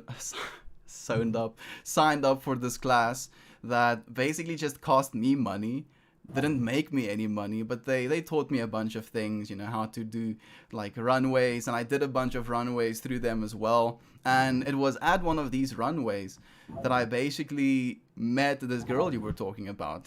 I won't say her name, even though, I mean, I'll say her name, like Sabrina. I mean, there's No, no, no, there's no. millions, there's Don't billions say and it. billions of Sabrinas in the world. So, and like That's true. Sabrina That's and true. me basically got into this chat. I really liked I really liked her, and I told her that, and she was like, "Oh, I really like you as well, but I'm going to China soon. And I was like, okay, I guess that's that. And like, I think the modeling thing, if anything, it was this, card in the back pocket. If it works out and if it turns into something that has potential, then so be it. But as I said to you as well, unfortunately, I don't really fall under the demographic of who gets hired, usually in South African advertising, if you will. So I never got any work, and like by the end of the year, working in sales and being kind of like miserable with the state of my being, because like being a salesman, I feel kind of like really grinds at your soul. It requires you to lie a lot of the time, and it wasn't something I was really comfortable with. And then they also, on top of that, changed the payment structure, where it was now I was selling services, so a $200 service to people per month, and then getting maybe like 10% of that from going from like $10,000 sales and then getting 10% of that. So I was like, no, this isn't going to like work anymore. I told this girl about me being upset about the current structure, and she was like, you want to come to China? And I was like, yeah. Literally in that like, text, I was like, yeah, sure, let's go to China. And it was very surreal as well, because she was on board, and me being in that way, like just going straight for it, I started telling everybody. I was like, yeah, I'm going to China, this is the way it is. And this is now about in like November that I'm saying this. I'm like, yeah, I'm going to China. It's gonna be a vibe, na. And then about January rolls around, and during like December, maybe it was her missing, her family being in China as well, but she went a little bit crazy and kind of made it a little bit of a, oh, you're coming to China just to be with me sort of thing. And I was like, no. Very much not so. And like then she went into it even harder, and man, I'm looking back and it is immature, but I just completely deleted the WeChat app from my phone. So the only like tunnel into my life, if you will, that she had, I was like, rip it out of the freaking roots. And I was like, nope, I can't deal with this. And then going from having told all of my family members and my friends I'm going to China, to reverting back to actually not going to China anymore. And people were like, okay, now so what are you gonna do? No, and like all that pressure. And I was like technically homeless. 100% homeless, living with my like couch surfing with my friends. They were very gracious to keep me there as well, like living in the cars sometimes, fortunately not that much.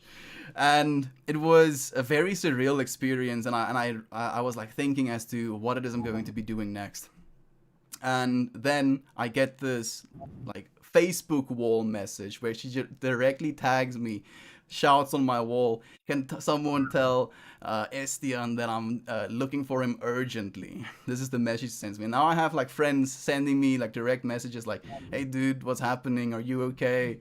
Like this person is like trying to reach you. I'm like, no, I'm doing fine. I go to the message and she's just telling me that her boss desperately needs an employee, and that they want to go through the process of actually getting me to China. Going back to telling all of the friends again, okay, yeah, going to China. And then like from that, that message, it was like less than a month and I was in China. And so what is that like, a 20-year-old South African kid, never been to China, you're a big white guy, you have to stick out like a sore thumb. What is it like moving to China and just living the lifestyle there early on? And like I actually have a great story for that as well. You talking about sticking out like a sore thumb.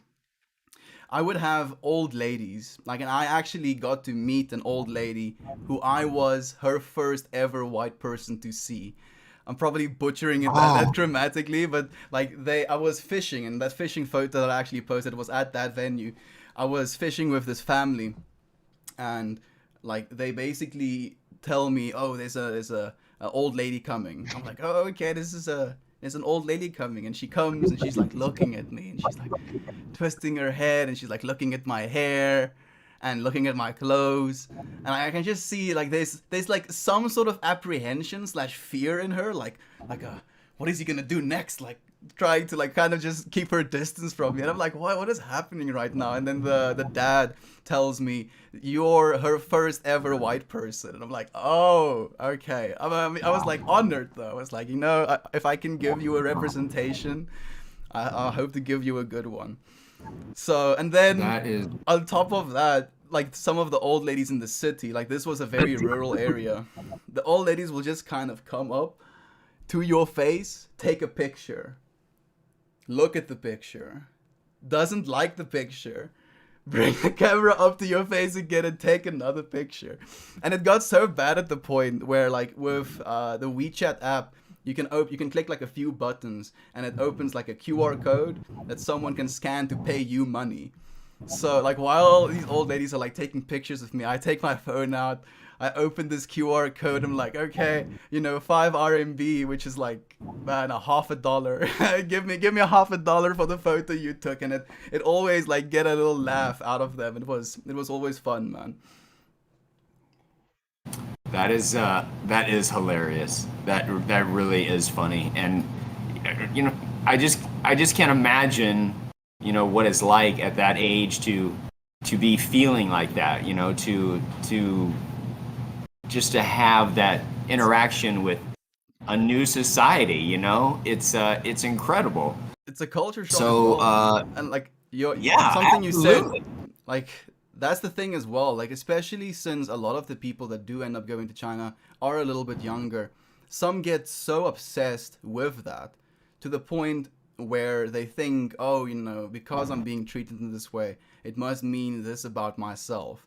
And I saw that in some of the other foreigners that I was teaching with, where they almost took up this I'm a gangster type of mentality. And like knowing that this dude teaches kids and then pretends to be this gangster outside of school, it was just I couldn't be like, dude, how are you taking yourself as seriously as you are? That was like the thing I was feeling the most.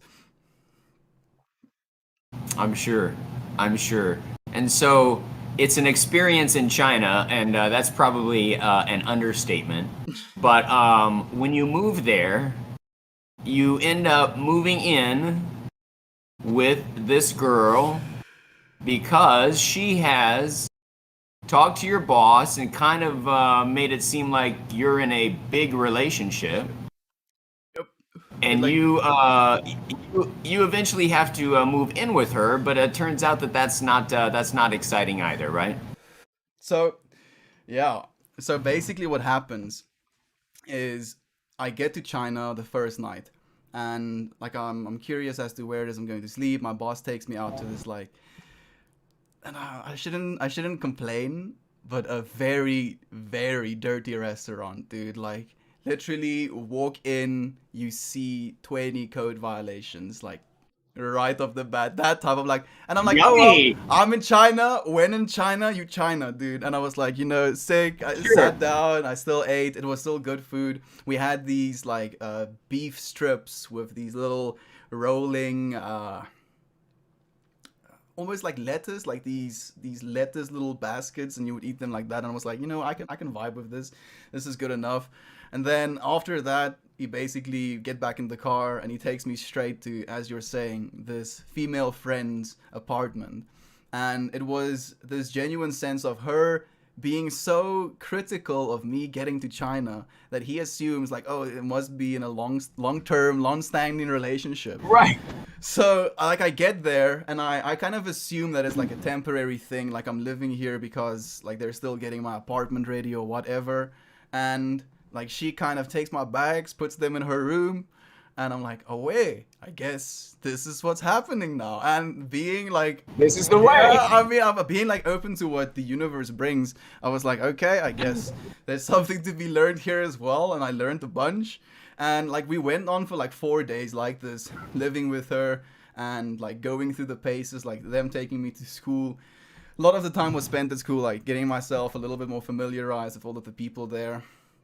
And then getting back in like the off time in the mornings, me and this roommate of hers from America would have conversations with each other. And one of the things that she was passionate about was finding out about different countries. She was at that time 19 in China already, and like, you know, obviously keen to travel and learn about the world.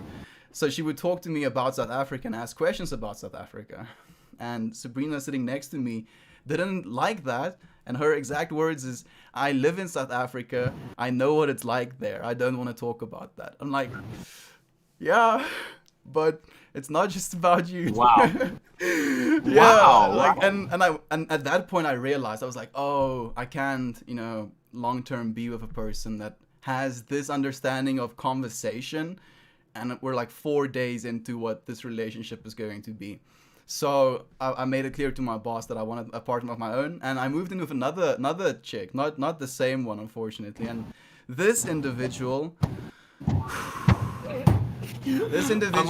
already laughing, dude, and she's from South laughing. Africa as well. And she's like, and knowing that she's from South Africa, like some women are like a little bit crazy here, dude. And she was definitely like one of those, like, ticked all of the lists.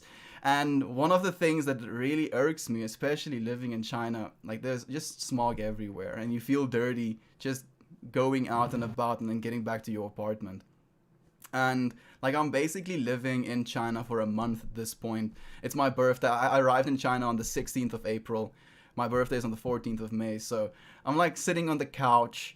My kindergarten, the school I was working at, bought me a cake. Sitting there with a spork, dude. And I'm like sitting on this couch with this cake in my hand and I'm watching TV and I'm just like scarfing down this cake alone on my 21st birthday. I'm like, oh, my mama, singing myself this sad song, dude. And like, she walks into the apartment, like back from her job or like her school. And she comes into the apartment and she sits down in the middle of the living room. She lights up a cigarette and she starts smoking. And I'm not going to, like, as I said, I'm not going to tell her, oh yeah, it's my birthday, you know, like, that's why you shouldn't be smoking. I say to her, we do have like a balcony. Would you mind smoking on the balcony? And she looks at me dead straight in the face and like, I've been smoking here since before you're here. I'll smoke even after you leave. And I was like, oh goodness. And I actually neglected to share this the previous time, but I retaliated. Tate. I retaliated by dancing in the shower to very loud psytrance at 6 a.m. in the morning. I should have maybe like shared a little bit of that, but basically put the psytrance on. I'm like jamming to like showering, and like with a fury I hear like a knocking on the bathroom door. Set thy Satan mask off, which basically translates to put off that Satan music. And I turn it down so she can hear me. I don't put it off completely, and I scream back, I've been listening to music while I shower since before I lived here. I'll listen to music while I shower after I live here as well. And that was like where I think the relationship officially snapped. And like, yeah, in this time frame, she basically gave me this like mini mattress, like one of those thin mattresses to put over the planks I was sleeping on. And I'm like laying on my bed, on my planks, if you will. And I'm like listening to music or something. And she barges into the room and she starts pulling at this like freaking mattress that I'm sleeping on and like pulling it out from under me.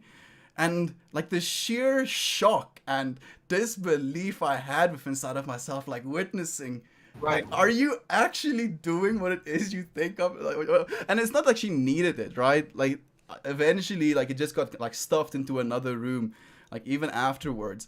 So it's not like she was like in need of it. She was just like with sheer spite ripping this thing from underneath me. Basically made it clear to my boss that this is not something that's sustainable. I can't continue to live here.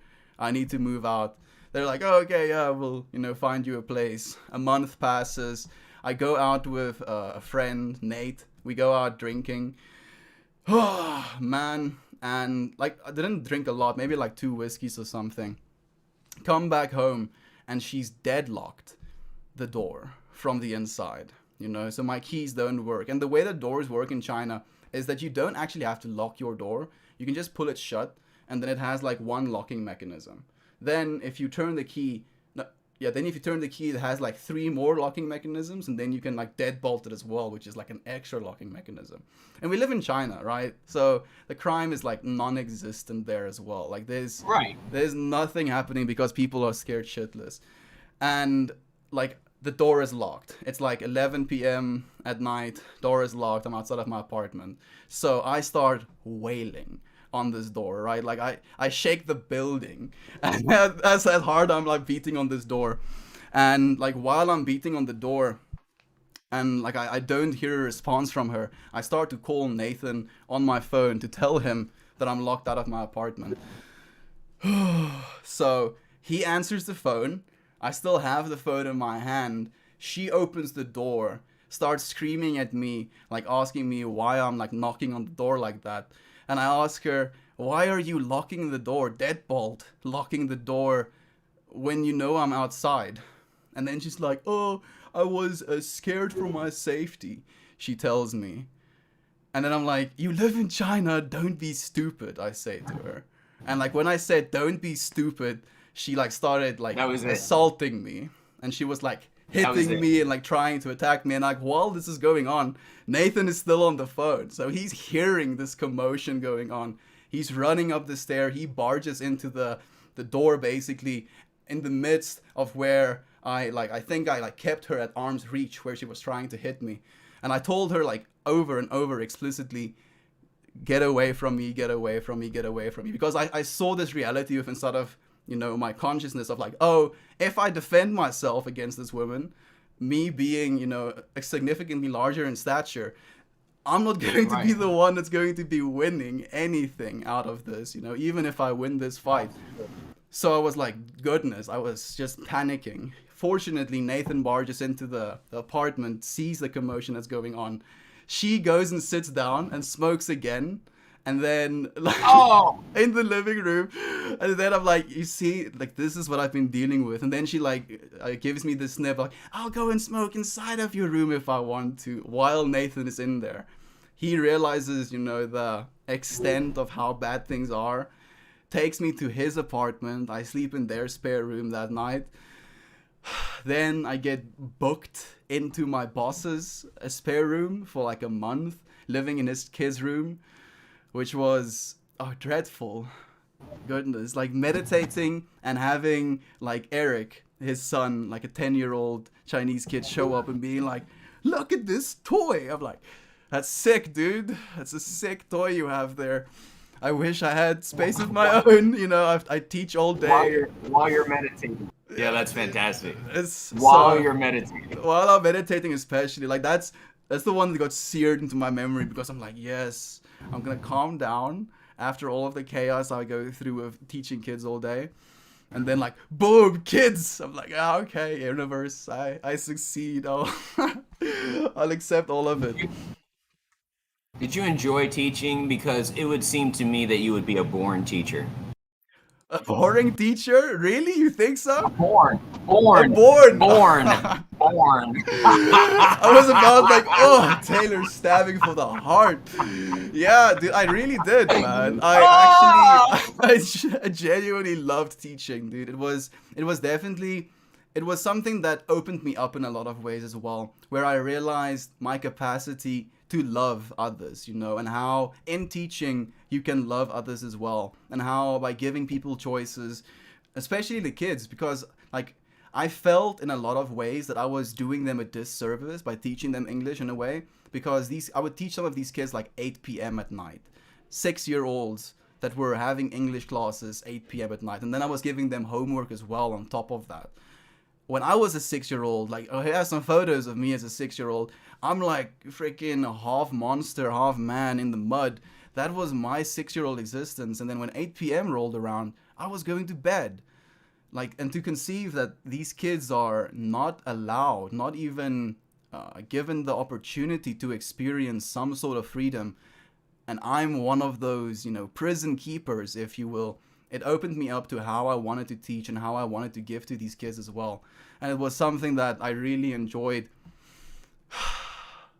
Yeah, up to the point where I had to do demos. So it's one thing to have a group of kids that you can like familiarize yourself with and like get comfortable with. Demos is basically them bringing in hordes of students and then you having to like give them classes, and the hordes of students that come in don't speak a lick of English. They don't know how to say their own Chinese names yet, and they're being taught English and then trying to teach in that manner. It felt like, like tuning what I had in my brain down to like 5% at all times. So in that way, it was very exhausting because I felt like I was hiding a lot of myself. I can understand that. I can understand that. However, you were at least getting the respect that that you deserved as a teacher. I have a very old great friend named Nolan, and he's become a teacher here in the United States recently. And the stories that he tells me of the way that kids act in class is wild, wild stuff. So I mean, you had. It's a creeps, dude. It had. Why? Right. So you didn't. At least you didn't have to go through some crazy shit like that, right? I mean, they had respect for you, right? Oh no, it was more of the same. Like, fortunately, we had Chinese assistant teachers as well that could, be the strict ones. So I had the luxury of playing good cop all of the time, which I'm kind of good at playing, and like as a result of that, the kids kind of felt a sort of safety with me. So they would like latch onto my legs, for example, like just kind of latch onto my leg, and then I would, playfully walk around in class with them while I'm teaching, and then I would get criticized and being told like, this is not what you're supposed to do as a teacher. You're supposed to be like stopping this behavior. So in that way, it was very difficult to deal with as well, because there was a lot of this misbehavior that a child is going to go through. And I mean, I was a riot as a child. Like, teaching myself and imagining myself in my own classrooms, I would have probably like thrown myself out of a window, legitimately. So comparatively, I think those kids were pretty tame. Come on. I'm being kind of serious, Tate. Like, my mom actually put me in kindergarten when I turned 6, as she puts it, for veilige bewaring, which means for like safekeeping, because she felt like she was going to abuse me if I stayed at home. I was like, I would go through these weird, like, again with the whole outsider thing. And now thinking back, like, I'm trying to verbalize it, like channeling of like weird energies. So I would like channel this energy of this like feral monster sometimes, and I'll just like go through the like monkey bars, and I would like make these weird awkward sounds, and I would just be in that character, in that like space of existence for a while. And it wasn't something that my mom knew how to deal with, because like if the monster breaks things, then that's part of the show. It has to happen. So in that way, I was a bit much, dude. We're looking at the picture with you and all the kids in their little yellow hats right now, and I'm telling you, like I said, I bet you were a really great teacher, and wherever you go and whatever happens in the future, somehow, some way, I think teaching of some sort, which is kind of what you've been doing here for the last 211 days. I think teaching is somewhere in your blood, because I can't imagine people not wanting to listen to what you're saying and learn from you. And you don't even really have to say much to just give off that hey, I want to listen to what this guy's saying. So I'm sure the kids just loved you to death. And I love them to death as well, man. Like, especially like something that I actually kept, with some of the reading of the usernames, where I go to like a vocal note or like a singing note with it. I would do that with the kids as well. Like, hey, Eric, like saying hi to them. And just that in its own was like just something that like this, I'll see this kid, and I'm thinking of Eric especially, because he was this, I don't know if I actually shared that photo. He was this very almost like gloomy kid. Like he looked like he was abused, unfortunately to say that. And knowing and feeling that from him, and like seeing the energy that he came into the classroom with every time, I almost went out of my way to give even more love to him and to like bring that sort of, I don't know if it's like, maybe it is what you're saying as the giving off of that energy of wanting to be listened to and feeling that you can be listened to as well, you know, as a respect of that. Man, teaching, it's a weird thing as well because I feel in ways that I still don't know anything and that I can't necessarily claim to be a teacher. I think if anything, we're just teaching by being, right? Just continue being, like be an example. If that's a good way to teach, if anything is. It's the best way. It's probably the best way. Wow, what a crazy short, young, amazing life you've already have. What I want to do is you've gone to China. Things get crazy there, and ultimately you decide to leave. And one of the reasons that you left China was freedom of speech, being able to, as we're talking about teaching, being able to say what you want to say, where you want to say it, how you want to say it. That was one of your catalysts for deciding to come back to South Africa, right? Absolutely, dude. So, like, I went into China knowing I won't have access to the internet as I understand it, as I do right now. So, I already bought myself a VPN and like got those stuff prepared so that when I do arrive in China that I could use this VPN to still have access to the internet as we understand it now. And it was like this game of whack-a-mole between my VPN and the Chinese government's like ISPs, where they would constantly like plug, if you will, these different servers. And if I could get a server that actually did work, like you know, watching YouTube videos at like 1440p, yeah, just 1440p, like lowest resolution, just so that you can like kind of get some sort of a remnants of a smooth feed going up, like you're loading 5 seconds at a time. And that was something that was so frustrating to me, growing up with slow internet and still being able to access the internet, to having very fast internet that is completely unusable. Like you can still use the Chinese mainland media, but that is literally something that is tailored and catered. Nothing gets said that's not supposed to be said. Reddit isn't usable, Wow. like Gmail isn't usable, YouTube isn't usable, Facebook isn't usable, Instagram isn't usable, WhatsApp is not usable. Like you have no access to the internet. And we would go for like extended periods. Like the longest I went in China was like 42 days of not having any access to the internet. And like my parents not hearing from me, them like worried about like, oh, is that okay? Why is it I'm not reaching out for this long? And then like getting back online and being like, oh, I'm sorry, not my fault. And like, oh, there's so much that went into me leaving as well. Like there was first and foremost me leaving the job I had to go to Shanghai. Then I got in Shanghai and like worked a 1 month basically, got paid almost twice in that 1 month of work that I got paid for 2 months of work at my previous job. And then the February, it was like Dragon Boat Festival, which is like 2 weeks that everybody has off at least. And in Dragon Boat Festival, the COVID epidemic becomes a thing. And it was this weird scenario of people going towards their or their home states and then being with their family, and this epidemic breaking out on top of that. So people were like locked out of other states, and like I saw a video as well while I was in China of like people getting shot trying to get onto trains that they're not supposed to get on, trying to quarantine this virus in China, and like seeing this stuff and just being like completely terrified by it. Then, like, you know, 1 month turns into 2 months. My visa was only valid until April. I got a 1-year visa. Got here the 16th of April, the first year. So I had like this ticking clock, if you will.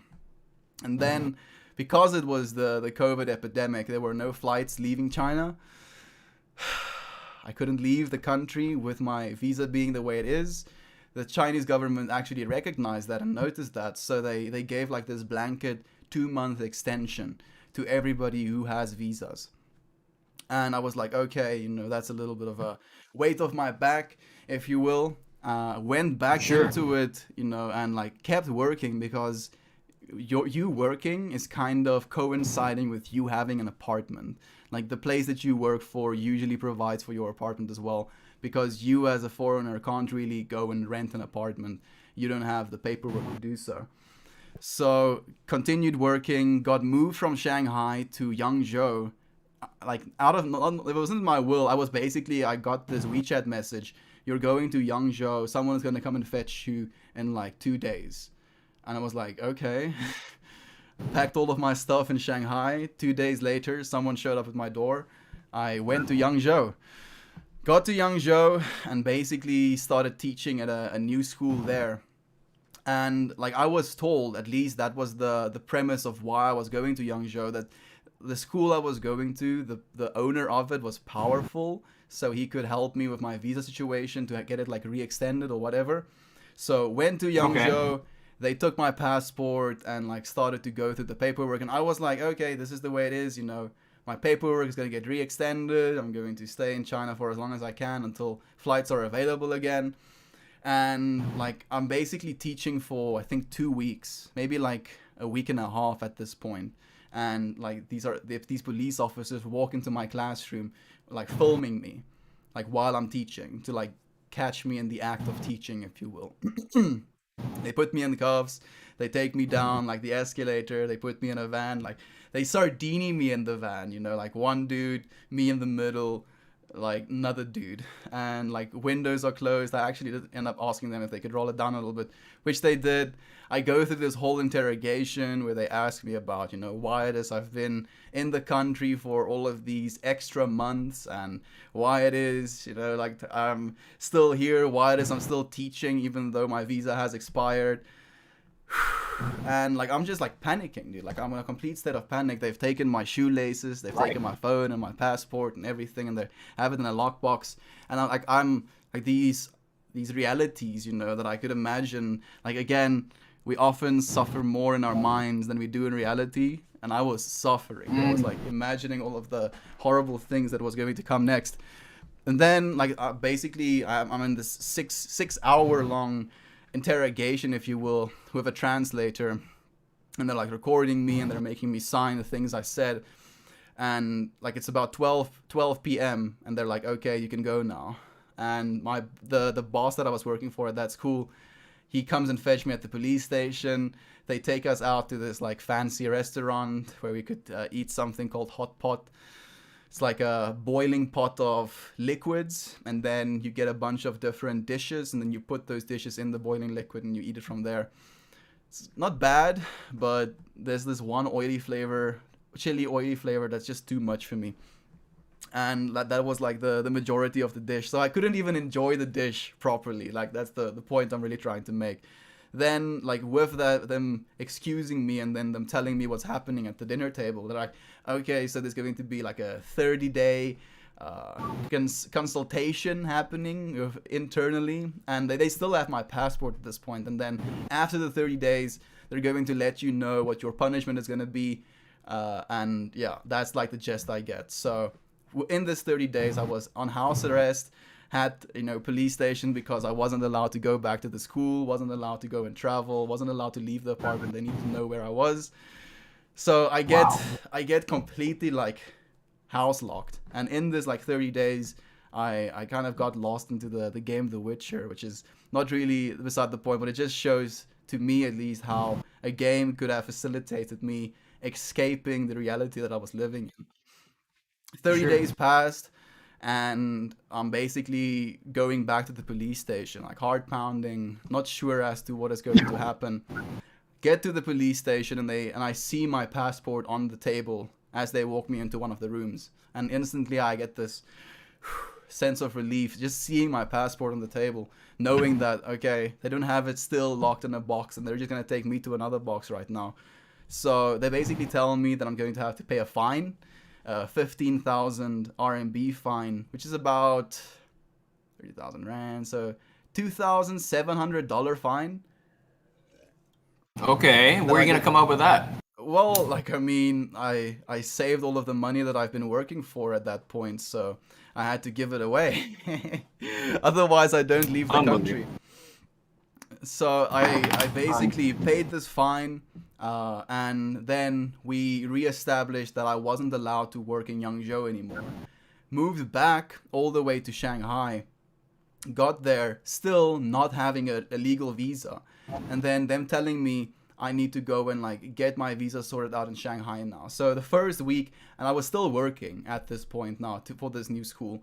So the first week that I had off, the 2 days I had off, I tried to go to this like Shanghai station, and they're like, "Oh, you need these papers, like otherwise we can't help you."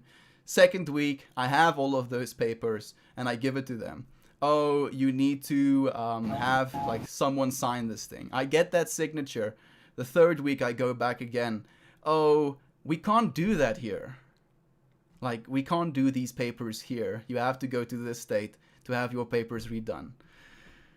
So Fourth week, they're really giving you the business, right? They're really giving you the and like business. while this is going on, I'm in such a state of turmoil and stress because I know I'm like illegally living in the country now, like officially illegally living in the country. I've already been prosecuted, and they told me that if I get prosecuted again, like that's going to be like a final straw sort of thing. And while this is happening, I have to continue working because the apartment that I live in is attached to the work I have to do. So I can't opt out of, oh yeah, I'm not working because I'm not allowed to work.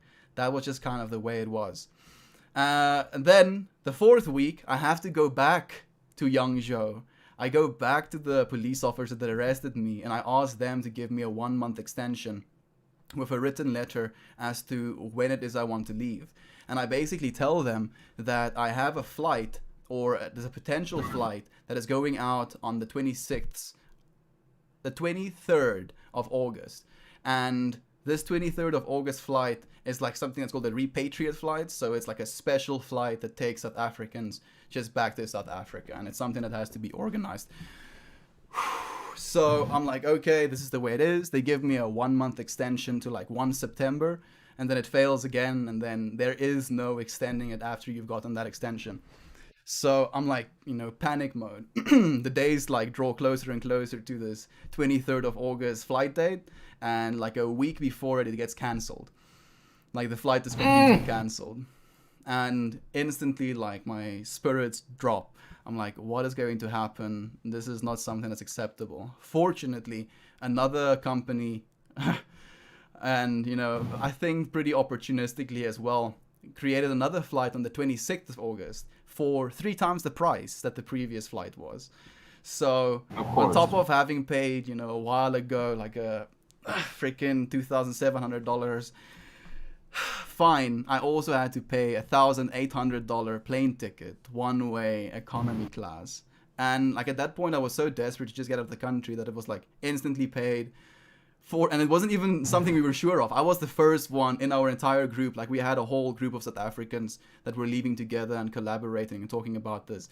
So I was the one that paid first, even though we didn't even know if this was a real flight. Oh, Fortunately, wow. fortunately, it did turn out to be a real flight. Took a flight of a bunch of friends down to like a small city, if you will, and then from that city flew to Hong Kong, and then from Hong Kong flew to South Africa. Dude, it was the most intense stress I've ever been under, and I lost so much hair, dude. Like showering and like seeing these hands full of hair, I was like, oh, I'm dying. I'm actually dying. Yeah, you were stressing out. You were stressing out so hard that you were actually losing hair. 100%. Man, like, China was definitely one of the most intense experiences I've ever been into my life. And the weird thing about it as well, Tate, it made me so thankful for South Africa. So thankful. Like, even though as bad as things are, sometimes with our government being in the way they are, just having the freedoms that I have here in South Africa, having access to the things I have to, just the internet, be it cannabis. I also went for like a year and 4 months of no smoking because your dealers get killed if they get caught. So facilitating Sure, yeah. someone's murder, technically, like I wasn't on board for that at all. And yeah, man, like we always have something to be thankful for. I'm I'm happy. Happier I was born in South Africa than having been born in China, dude. Yeah, absolutely. And that's a perfect segue because you end up coming back to back to South Africa.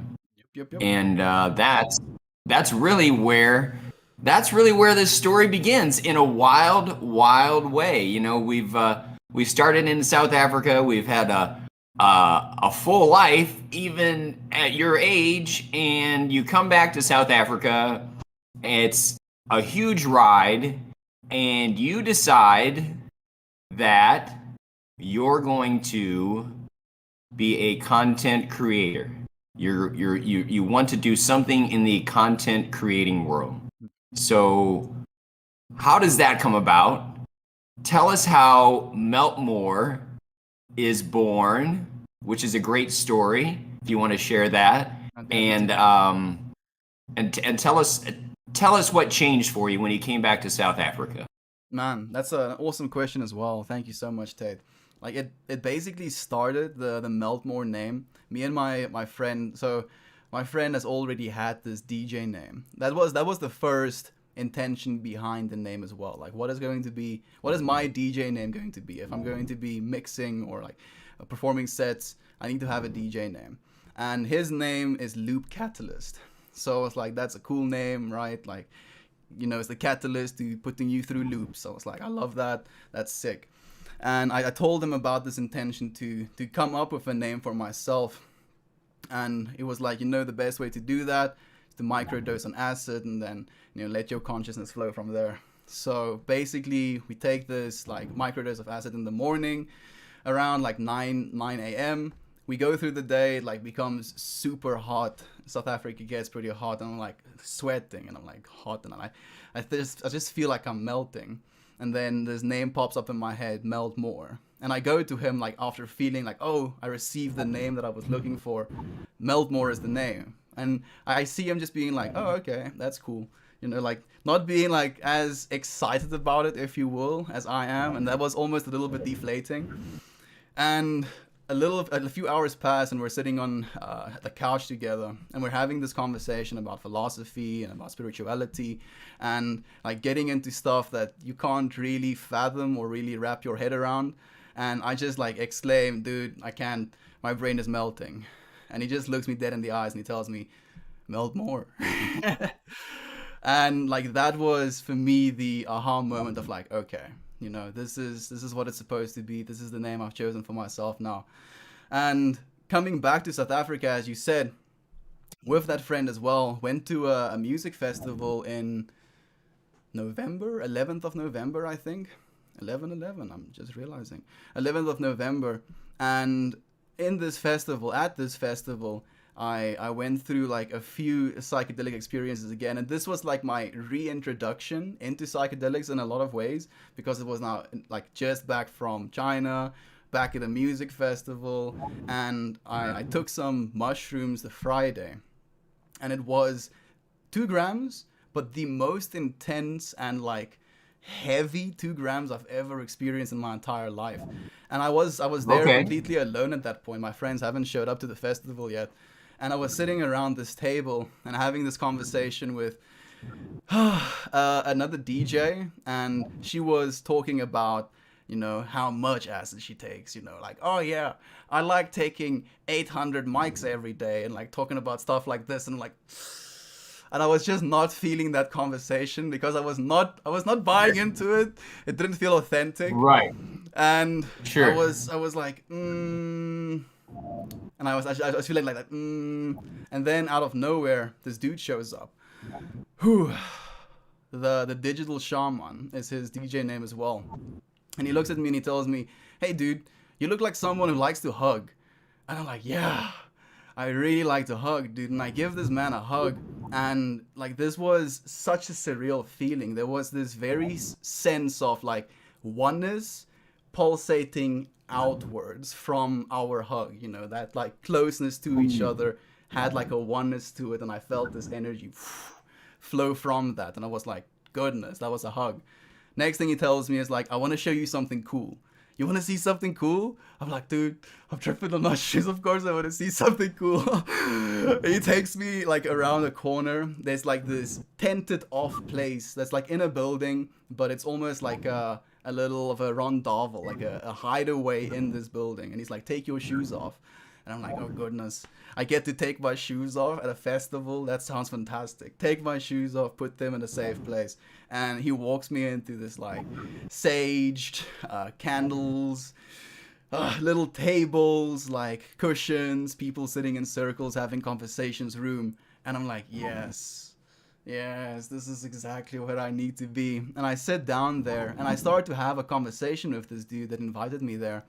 And like, Digital Shaman, he definitely had this loving, presence to him that I felt so inspired by and so moved by in the way that he was interacting with me and realizing how I could interact with others as well. And how, like, something that I said to him as well, where I asked him, dude, I want to learn from you. And he looked back at me and he told me, you already are, friend. And I'm learning from you as well. And that was such a surreal message that I received at that festival. The next day was like an acid trip that also went fantastically, where I was in this like a place called the Place of Soul, and there was these ultra hippies, with cards and crystals stacking and like geometric like shapes, and it being, at least in the way that he explained it, Stuart, almost like a snapshot / pillar we're putting inside of ethereal reality, and this pillar will forever stay here. And then we all pulled cards from 2 different decks, like animal cards and archangel cards. And I pulled the card 333, Divine Masculine, and the way that he was talking about what that means, about how that's supposed to be interpreted, and how you're supposed to live your life in a way that you can be a divine masculine to this world. And then the spirit card I pulled was the butterfly, being light and being a pollinator, if you will, helping others. So that was a very sense of urgency / to what it was I was supposed to do. Like, genuinely, I felt like a resonance, especially looking at this other man doing what it is he was doing. He was a DJ, like Digital Shaman. He was like also a DJ there, bringing love to these people, and then outside of that environment, bringing love to others as well. So like, I went through the rest of the year asking myself how it is I'm going to be able to do something like that as well. And I remember sitting just, like a few meters away here, looking out on the farm, like smoking a joint as well, and just thinking to myself, what comes next? And like, as I said to you, like, I closed my eyes and this idea popped into my head of like a stand of a phone that would like hold my main phone up top, and then this other phone in the middle. And I would record the videos and put them on YouTube, and I'm like narrating this story for myself as to what it is I'm doing, and I'm going to do it every single day. And that's where it started, man. It was this conceptualization of an idea and seeing the moments we could have shared, because at that time I maybe had like 4 streams under my belt, or like 5 streams, and it was something that I was like, oh, I understand that this is something that I can do, and this is something that could be important and valuable to others. And yeah, I mean, here we are, dude. Life has been taking us, man. It's been a real trip. It's an amazing trip. What surprises you the most about the experience so far, as since you're 211 days in straight on streaming? What surprises you the most? Weirdly enough, myself, like looking at myself and how I've changed, and how at every single point of these stories that I've told, I believed, wholeheartedly that I had it figured out, or I understood something, or I, knew what I was talking about. And then looking back and seeing myself and thinking about myself, there's this constant feeling of, oh, you're so arrogant and so naive and so like unknowing. And I still feel like that. And I know like future me is looking at me right now. I'm like, what are you talking about? So that. No, there's. Go ahead. Sorry. Go ahead. Sorry, Finish your thought. I just wanted to like finish it off the point like that. That is what surprised me the most. what about the one thing that you don't like about it? Is there anything you would change about the whole aspect of the lifestyle of being a content creator? Any any dislikes about it? I Actually, for like, one, please. go ahead. Go ahead. No, please So, go and I ahead. think this is something you can resonate with as well. It's just, and I think it's more a personal problem than it's the lifestyle problem. It's one-upmanship with yourself, where because you're starting to get into a groove and you feel like you're doing something right, there is this intention slash obsession within yourself to like be even better, to do even more extravagant things, to do even more shenanigans.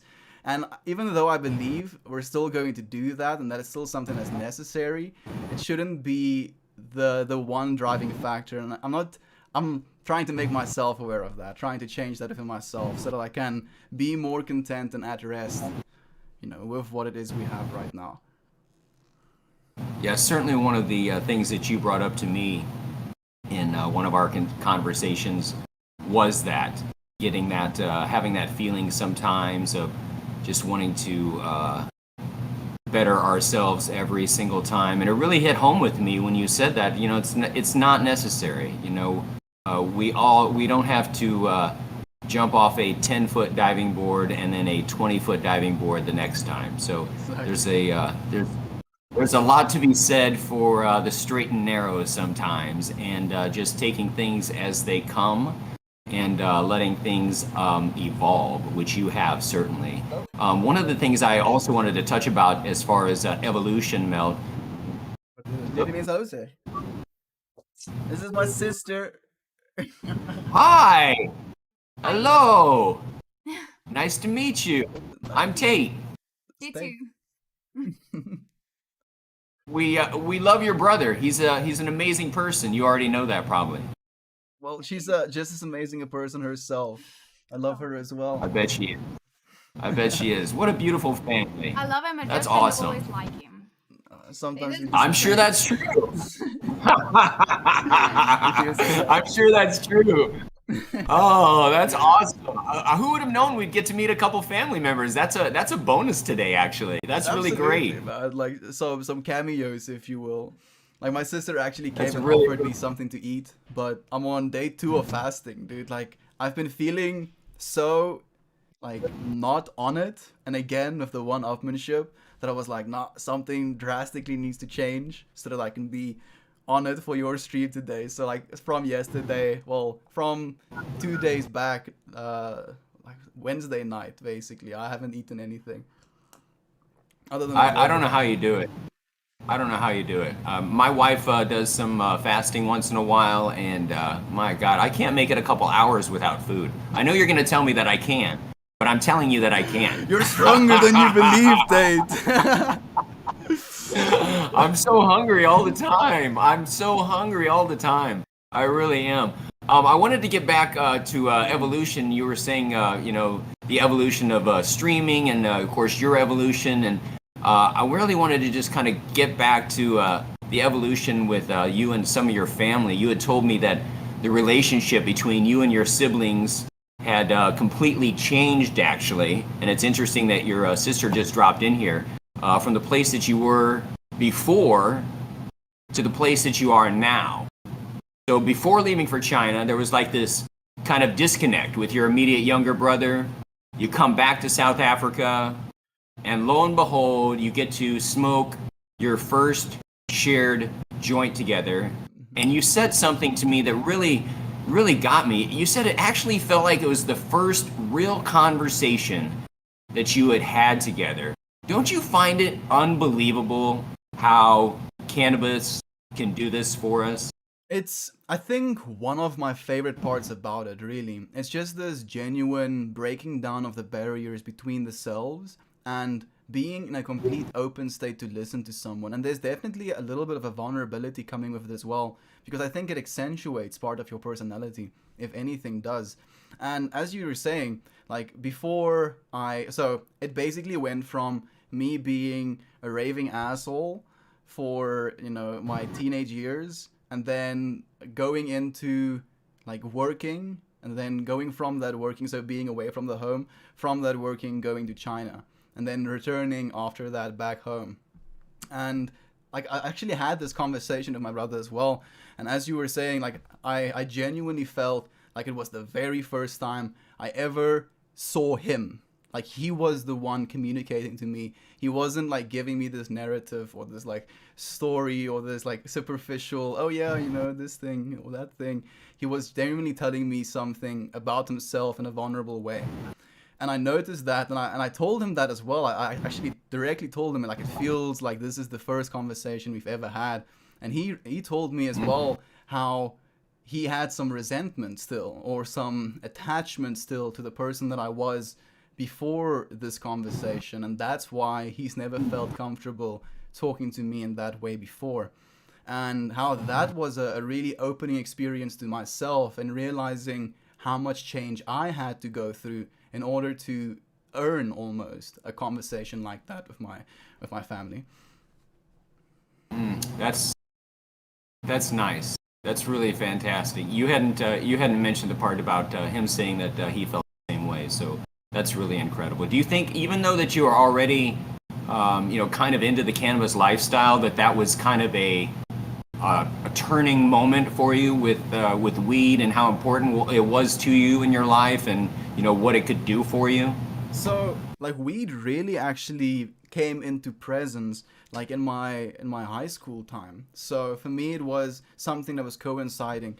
I basically got prescribed weed by my doctor after the antidepressants didn't do what they were supposed to do. My doctor suggested that the only thing that he really thinks can help at this point is like marijuana. And my dad like raised eyebrows, and I was like instantly on board for it. Did my own research, kind of found out, went and bought weed for myself and smoked it in my room. And for that first night I had like proper sleep, like after being on antidepressants for as long, getting night terrors, not being able to sleep at night because your brain is still like running. It was something that was horrible. Like the sleep I did get was unsatisfactory. And then it made me tired, and it made me grouchy, and made me more of an asshole, and was this vicious cycle that was constantly continuing. And then the first time I smoked weed, it broke that cycle. It allowed me to sleep properly. It allowed me to wake up not feeling like I'm, already defeated, if you will. So that was the first intention behind it. It was like what can you call it? A blunt instrument, like to knock me out and let me sleep properly. And then I started smoking it a little bit earlier, and as a result of that, because I started enjoying the effects and wanted to experience the effects before I went to bed, smoking it earlier, my dad was still awake at the time, and he like smells it through, I think, his bathroom window or something. They're not that far from each other where I smoked and where the bathroom window is. And he basically walks out and he knocks on my door, and he like asks me, "Rook jij dacha?" Like, are you smoking weed? And I like no lies, told him yes. I invited him into my room. First thing he mentioned is, "It stinks in your room." I'm like, "Yeah, weed doesn't smell that great. It's part of the craft. Don't hate it, they try." It sure is. And then we basically just sat on the bed, had the conversation about why it is I'm smoking it, how it has already helped me with my sleep, how I've stopped taking my antidepressants with the help of this. And I saw an understanding and acceptance within him.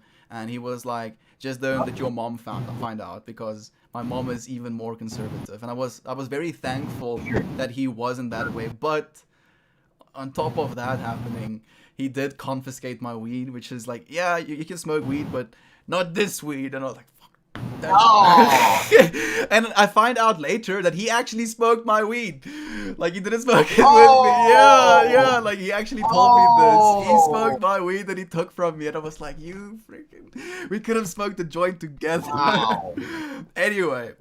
So, like, it was definitely a sense of, for me at least, like a help. It was definitely something I could help myself with, calm down, and it helped me out of the depression that I was experiencing. Then with this chemical change and still being kind of fat, I realized, this cannabis can help me. So when I started to work out, I started to do those coincidingly, if you will. So smoke weed and then go and work out, and it became such a just a fantastic thing for me to do, because it was like this ritual. Okay, I'm gonna smoke a joint and then I'm gonna go and lift weights, and as a result, I think maybe if anything, that was the performance enhancing drug that I was using while I was working out, and it helped a lot. Dude. It helped, give me some appetite as well. So I would not be able to eat as much as I was able to eat at that point in my life, even though I wish I could. But yeah, so like that is where weed really started for me. And then like it was for that whole time, it was something very solitude, that I never really had the experience of smoking weed with another person. And then I met those friends, actually. I don't know if you show some of those photos, but I met those friends, and for the first time I had people that I could smoke with and have conversations with. And for the first time I felt a part of something, a part of a family, a part of a community. And that's where I believe the most of my opening up has happened. So I think the good parts of weed was definitely being able to have those conversations. I can say that with confidence. I love that. And then what I also love is, turns out your dad ends up watering some of your plants, really, and helps you out with it, right? Yeah. Like he actually sent me a bunch of photos while I was in China as well. Like he was watering my plants for me while I was in China, sending me photos, ended up jarring a bunch of bud for me as well. So like he's fully on board with it now. And like I just had to kind of get at the side of him that is like, oh, this is a plant, right? You believe in God. God creates all. Do you think God would create this plant if he didn't want human beings to be experiencing this plant? Or maybe they could benefit from this plant, why would he do it? And like his first argument is like, yeah, God made poison as well, poisonous plants as well. I'm like, yeah, but weed doesn't kill you, does it? Not instantly, at least. And I got through to him a little bit, at least. I love that. He is a smart guy, though. He's got a good point. There is some poison. There is some poison that's created out there. So obviously, the apple doesn't fall far from the tree. You're both really smart. And I know we've talked about. I mentioned your dad watered your plants for you, and I know that you really enjoy growing. And as some of us know, I like to grow a little bit. I've seen some of your Instagram photos. I have to say, just to like. Dude, your bud looks scrumptious, man. I would like fight the old lady for those buds. Thanks, but I have some little babies here. You want to see some babies? Please. Here's some babies right here. I don't know if you can see those. There's the is it babies, which are yeah, you'll be able to see them. I'll send you some pictures. Okay. No, please. They'll probably pop up. Let's see if they do. But so with growing cannabis is now legalized, or somewhat legalized, right? In South Africa, and for the longest time it was illegal. And you were telling me, and you mentioned it earlier, that even the word for weed in South African is kind of harsh, like daha, right? It's daha. Am I pronouncing it correctly? Like daha. Yeah. And so even that is kind of like got this like stigma to it. And you were saying one of the fascinating things to me was, many years ago, was seen that if you smoked it, you would even lose your mind. You would rape. You would kill. There was even like a thing where people were concerned that someone would put it in their hookah, which you call a hubbly, but we call it a hookah. And so it's really crazy because the United States has been doing this kind of bullshit for years as well. This reefer madness type thing. People will rape your women and kill your family, et cetera, et cetera. Like that's it became absolutely like a prosecution same thing. or like a demonization of something that one race enjoyed doing, and then using that demonification of like weed to like raid their houses, like break up their gatherings. It was just like a lever for them. It wasn't about the weed at all, man. And like as you were saying, like those ideas, and I don't like. To me, the trip is just how the rest of the world got on board with Nixon's like drugs against the war, yes. And like how that basically shaped our world as it is right now. And as you were saying, like at least when I was growing up, we were told that the people that were like hijacking and like killing the people inside of the cars, they were like smoking weed before they were doing that, and that's why they were capable of like dissociating and doing something like that without feeling bad about it. And like having that understanding of something like weed does not make you dissociate to the point where you can do things without feeling remorse for them. At least in my opinion, quite the contrary. You feel even more about certain things. Like listening to some music can be, you know, an opening experience. So, and then going through like my high school, drinking was the thing that was accepted. So I'm a 14, 15-year-old. One of my friends, I wouldn't say he had bad parents, but he had rich parents. That's the one. And his rich parents would like go on vacation for like months at a time, and they just bought him a motorcycle so that he can go to school by himself. And then we kept that a secret from our parents, and we were just going to Leroy's house to go and visit Leroy. And then it was house parties at Leroy's house, and we would be drinking. And that was like the accepted thing, and like drinking and like smoking hookahs, as you say. We said hubblies. Smoking hubblies and like, right? Like blowing like circles, and that being the coolest thing ever, and getting drunk, and that being like the only accepted thing. And then still having these stories told, you know, people being so paranoid about someone else packing the ball that they'll open it up and check if there's not any weed in it because it's gonna make you crazy. And then hearing that some of our friends did do that, you know, did put weed in their hookah and that they were smoking it together. Like this feeling, and at least in myself, of like, how dare they? You know, how could they do something so contrived, so horrible? And then I think, like, at least for me, the reason I changed my opinion as drastically as I did was just through educating myself. Just like, if you do some proper research about weed and how long it's been used for and what benefits it has, it's very difficult to hold on to those assumptions and those stigmas. I agree totally, and fortunately, we are starting to see changes regarding cannabis around the world.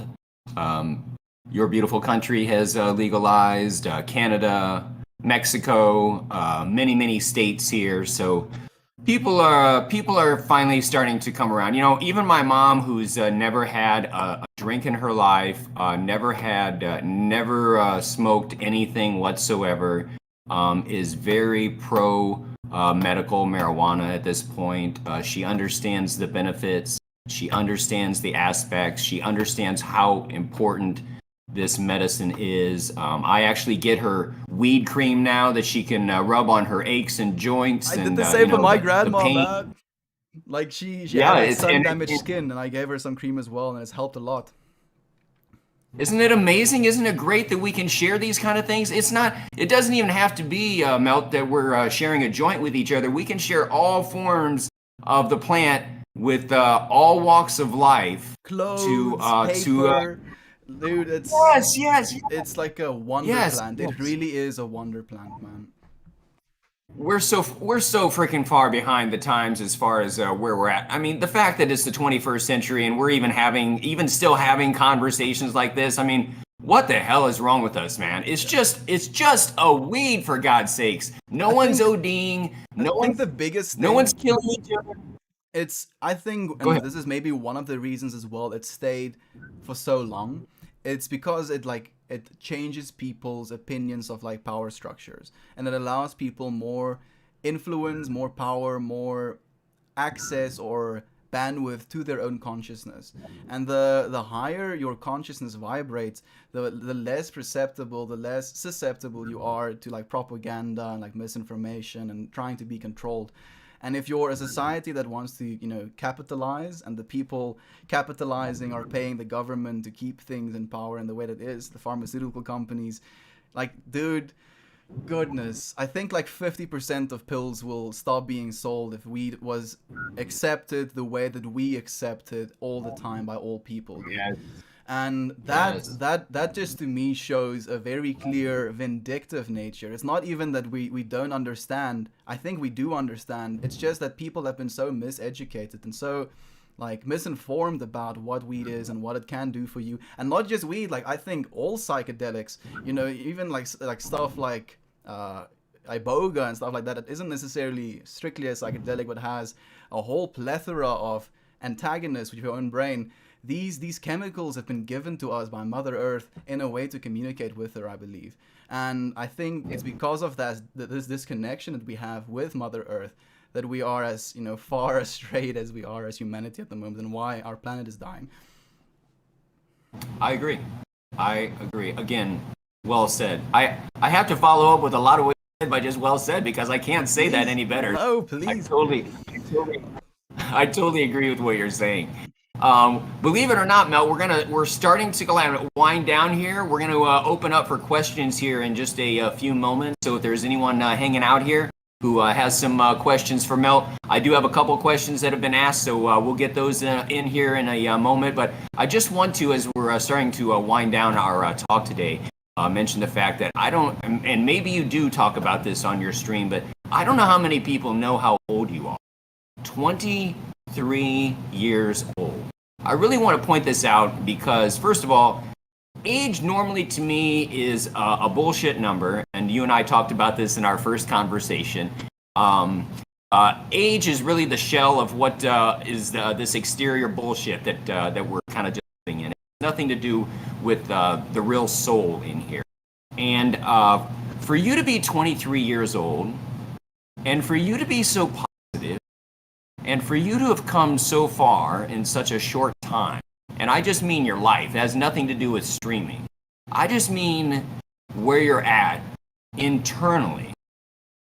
I think is pretty fucking amazing. And I think that we forget how old Melt is. You have this amazing old soul, and I say that with the utmost respect, but yet here you are with a huge, huge life to live yet. Even though so much has already happened in Melt's life, you've got so much to live for. And it brings me to the question, and I'm sure a lot of people ask, what does the future hold for Melt?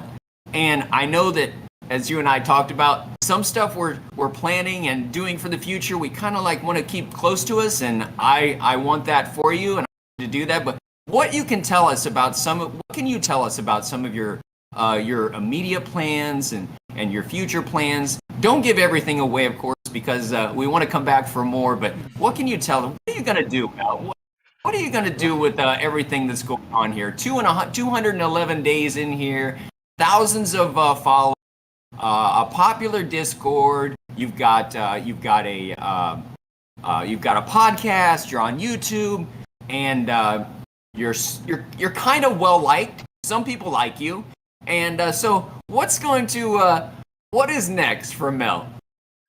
Oh, dude, so that's a great question, man. It's one I constantly ask myself as well. And I think in asking that question, you're constantly creating these branches of possibility in which you can go. My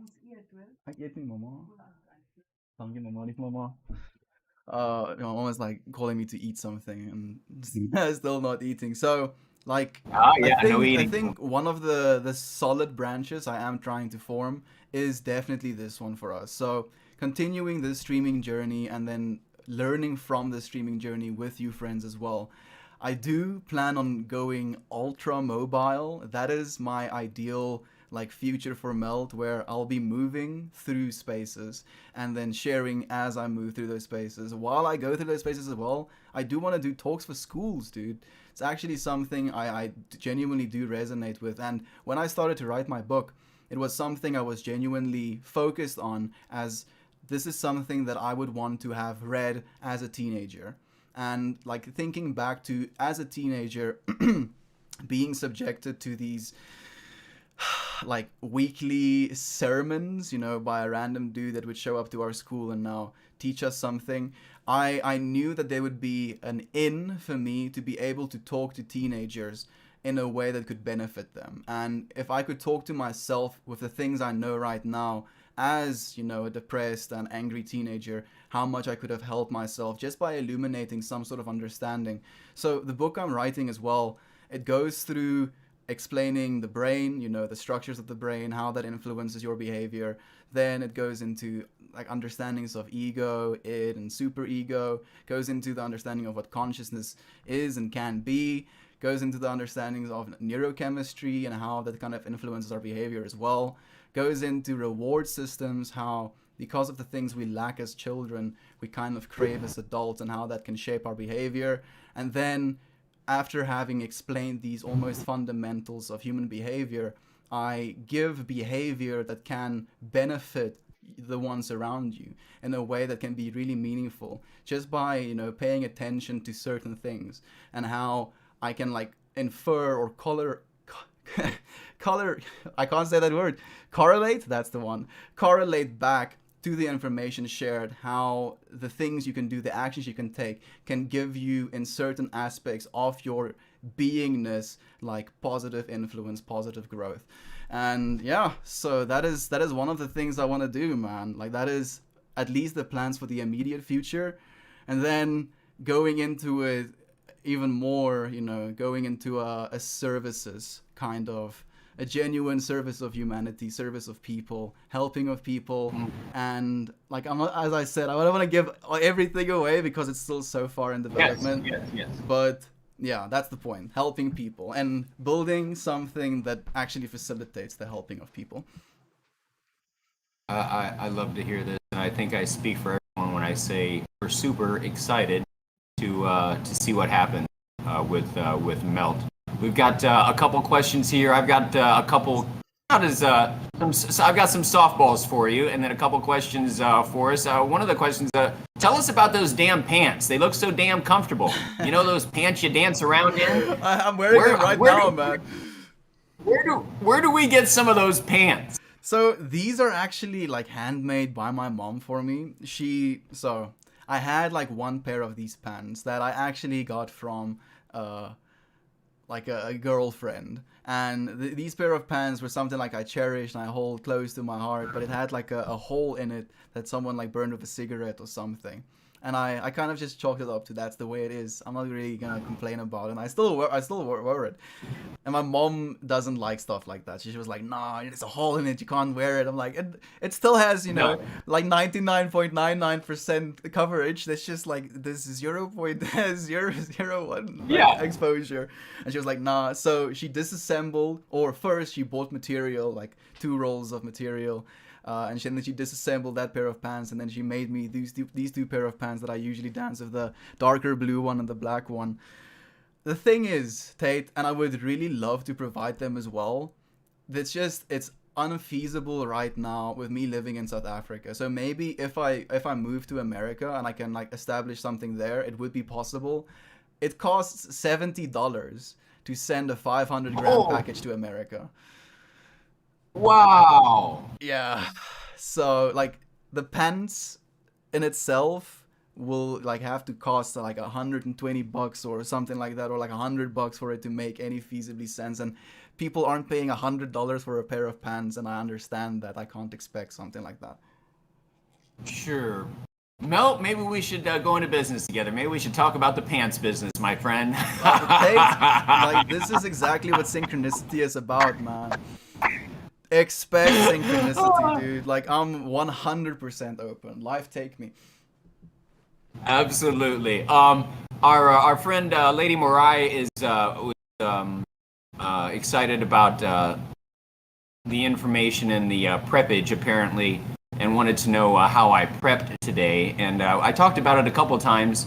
I prepped because our friend Meltmore gave me lots of his personal time. We had a long phone conversation about a month ago already, and we've had several other short conversations, and we've had texts, and we've been on Discord, and so I've prepped because I've really been interested in learning everything I could about Melt and delivering that to you folks. So the prep work was easy because Meltmore was very giving of his time.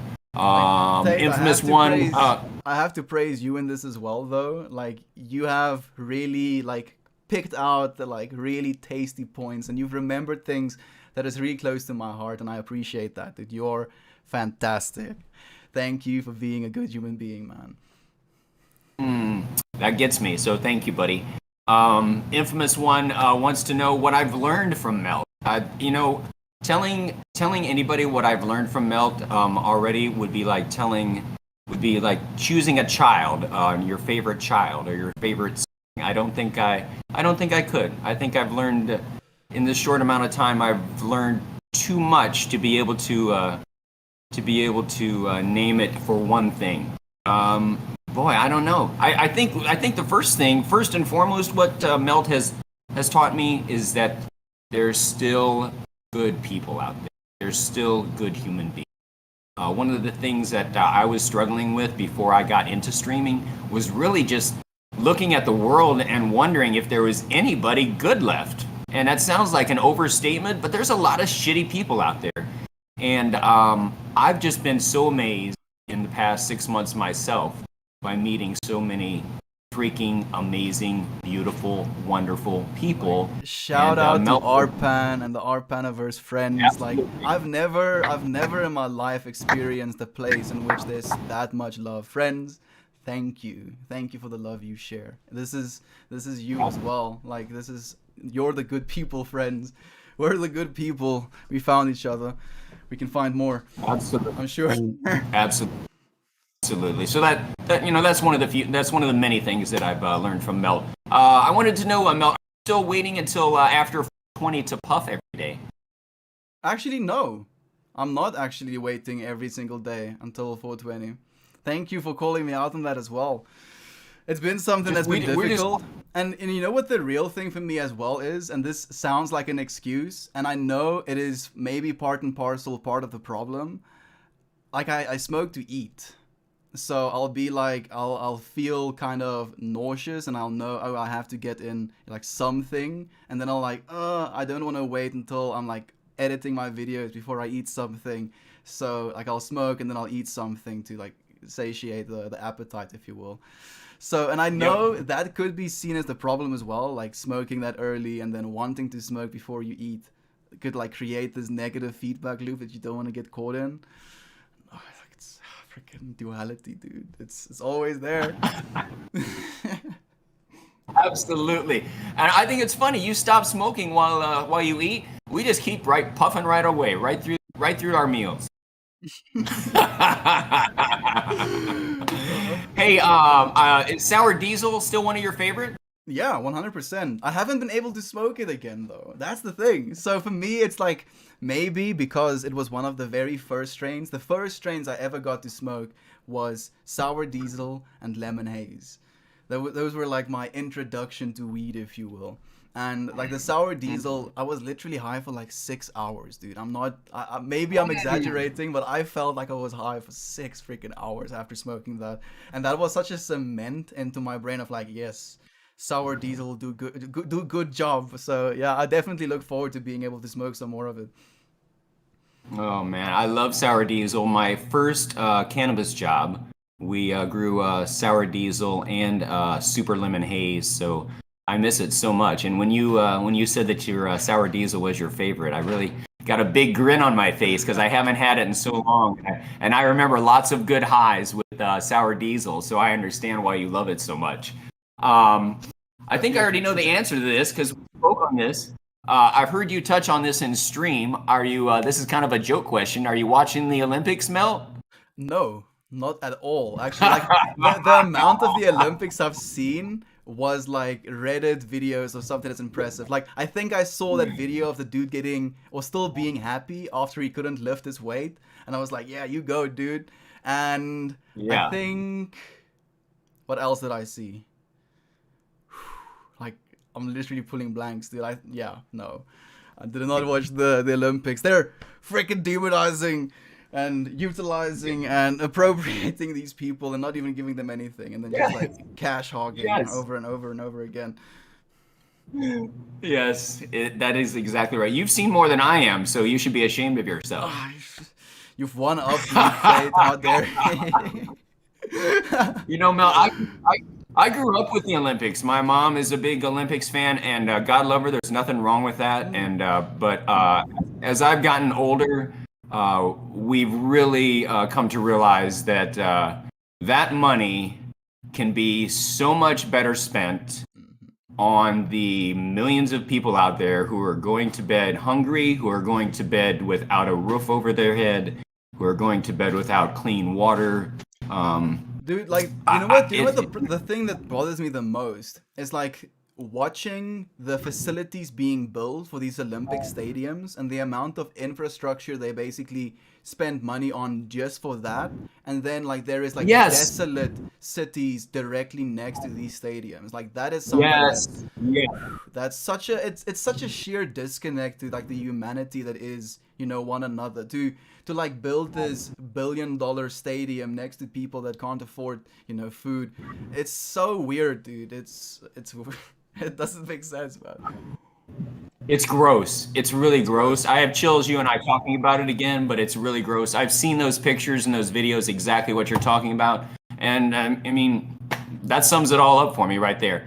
Let me give you some rapid fire questions here. We're going to open it up to a couple questions, and then we're going to let Meltmore go. We spent a lot of time this morning. We only had one little hiccup. I think that's not bad for work today. I think we've done pretty darn well. Here's some rapid fires for you, Melt. Let's see what you got. What kind of hobbies do you do? So right now, drawing is a big one for me, actually. I've been getting into a piece, and so this almost like came from this disconnect. I've been doing a lot of like basic understanding fundamentals drawing, and I felt like a sheer disconnect as to what I was practicing and not knowing why it was exactly I was practicing.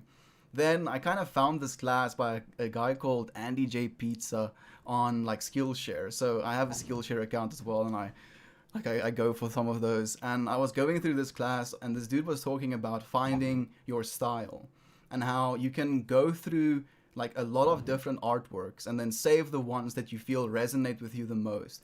Have them all in a folder, and then almost being like an investigator with yourself, going through all of these things that you love and trying to find some sort of commonality. And then that commonality that you found is your style, and then creating art from that place. So I've created pieces before, but it never was me. And the piece I'm working on right now, for the first time, I feel, yes, this is Meltmore. Yeah. So this is definitely something I'm looking forward to, man. We're intrigued. You're going to, are you planning to share that with the group eventually? Definitely. Like, I don't know if I'm ready to share it just yet. Maybe a sneak peek. Like maybe. Yeah, you want to do a little sneak peek? No pressure. I'll do a little bit of a sneak peek for the friends that are watching. Here we go. I think they deserve it. Here's an exclusive. So, here we go. I'm going to go here. There we go. Let me just send this to you. Can I send it from here? Copy message link. I think maybe I'll have to download it. Yeah, like that. We like sneak peeks. I do. This is a real bonus. I didn't expect it. Nice. I'm happy to provide this, but like this is definitely what it's about, right? I feel the bong, that was something that was so organic. You know, my mom showing up and my sister showing up, like doing things like this, like feeling into the moment as we're doing it. This is the way. Okay, I just sent it to you. I should have probably sent it to your. If you can show it from there. See if I can. Let's see if we can do it. I don't know if I can, Mel. Can I? Oh, maybe. I mean, like you'll maybe have to go back into your OBS and then just add this photo as well to the list.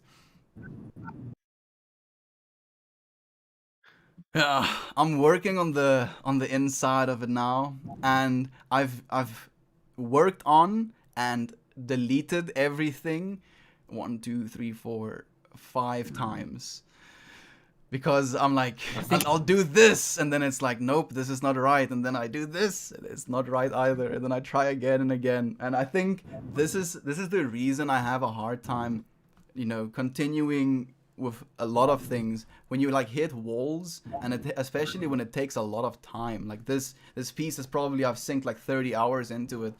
It takes time, and that's the point. Like art now has become something, and I feel the streams are that for me as well. Being able to create what life is, or the experience of life, in something that is now external from you. So being able to stimulate that feeling of life within inside of someone else when you can't be there or when you have passed one day. Like for someone to look at this work of art 10,000 years into the future and still feel something from that, that is what's eternal.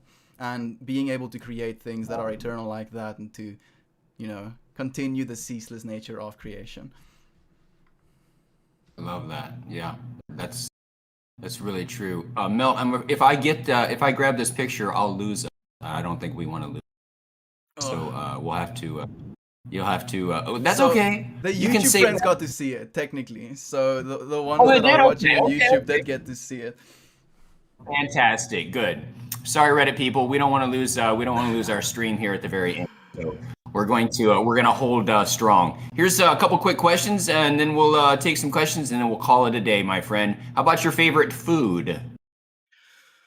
Stir fry is like very high on the list for me, just because of ease of preparation and variability of ingredients. You can make so many different types of stir fry, and all of it's gonna be very edible, if you will, right? You can like make stir fry with something that you would think is not edible and turn it into something edible.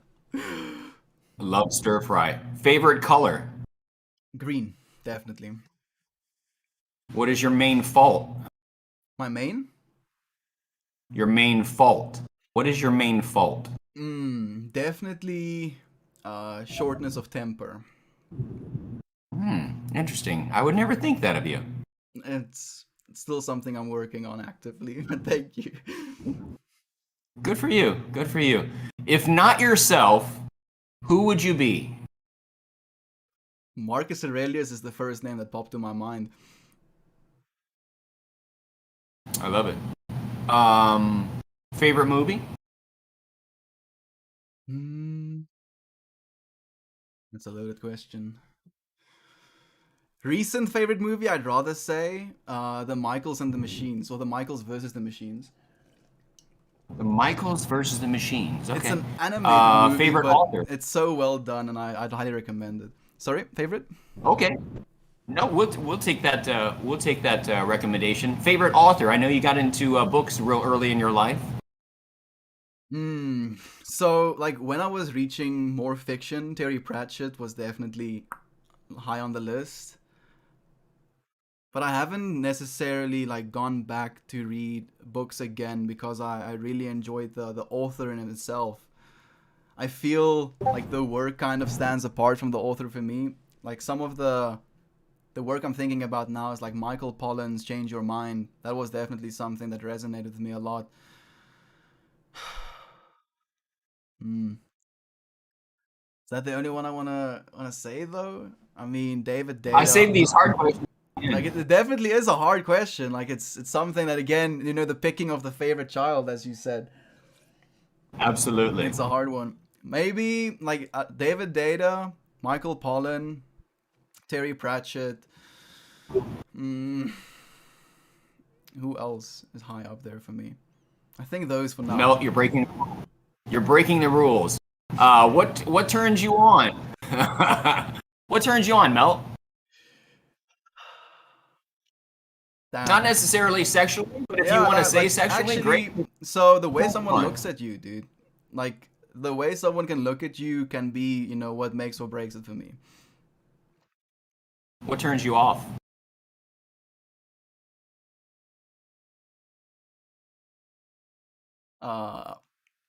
Inability to consider things, you know, beyond. And like I wanted to say stupidity first, but I feel like being stupid or being arrogant or being ignorant can be more an inability to accept things or explore things that aren't familiar or aren't comfortable. And I believe we're all capable of, you know, infinitely more than we're allowing ourselves right now. So if you're not willing to accept that, that is like a big Favorite curse word? I'm not pretty comfortable with fuck. Man, that fucking sucks. Yeah, definitely. It's the best one, isn't it? It's really so the best versatile, one. dude. It's like a one-size-fits-all type of curse word. Absolutely. Noun, adjective, verb, you name it, we can put it in there. proper noun, whatever you want. If heaven exists, if heaven did exist, Mel, what would you like to hear God say when you arrive? Welcome back.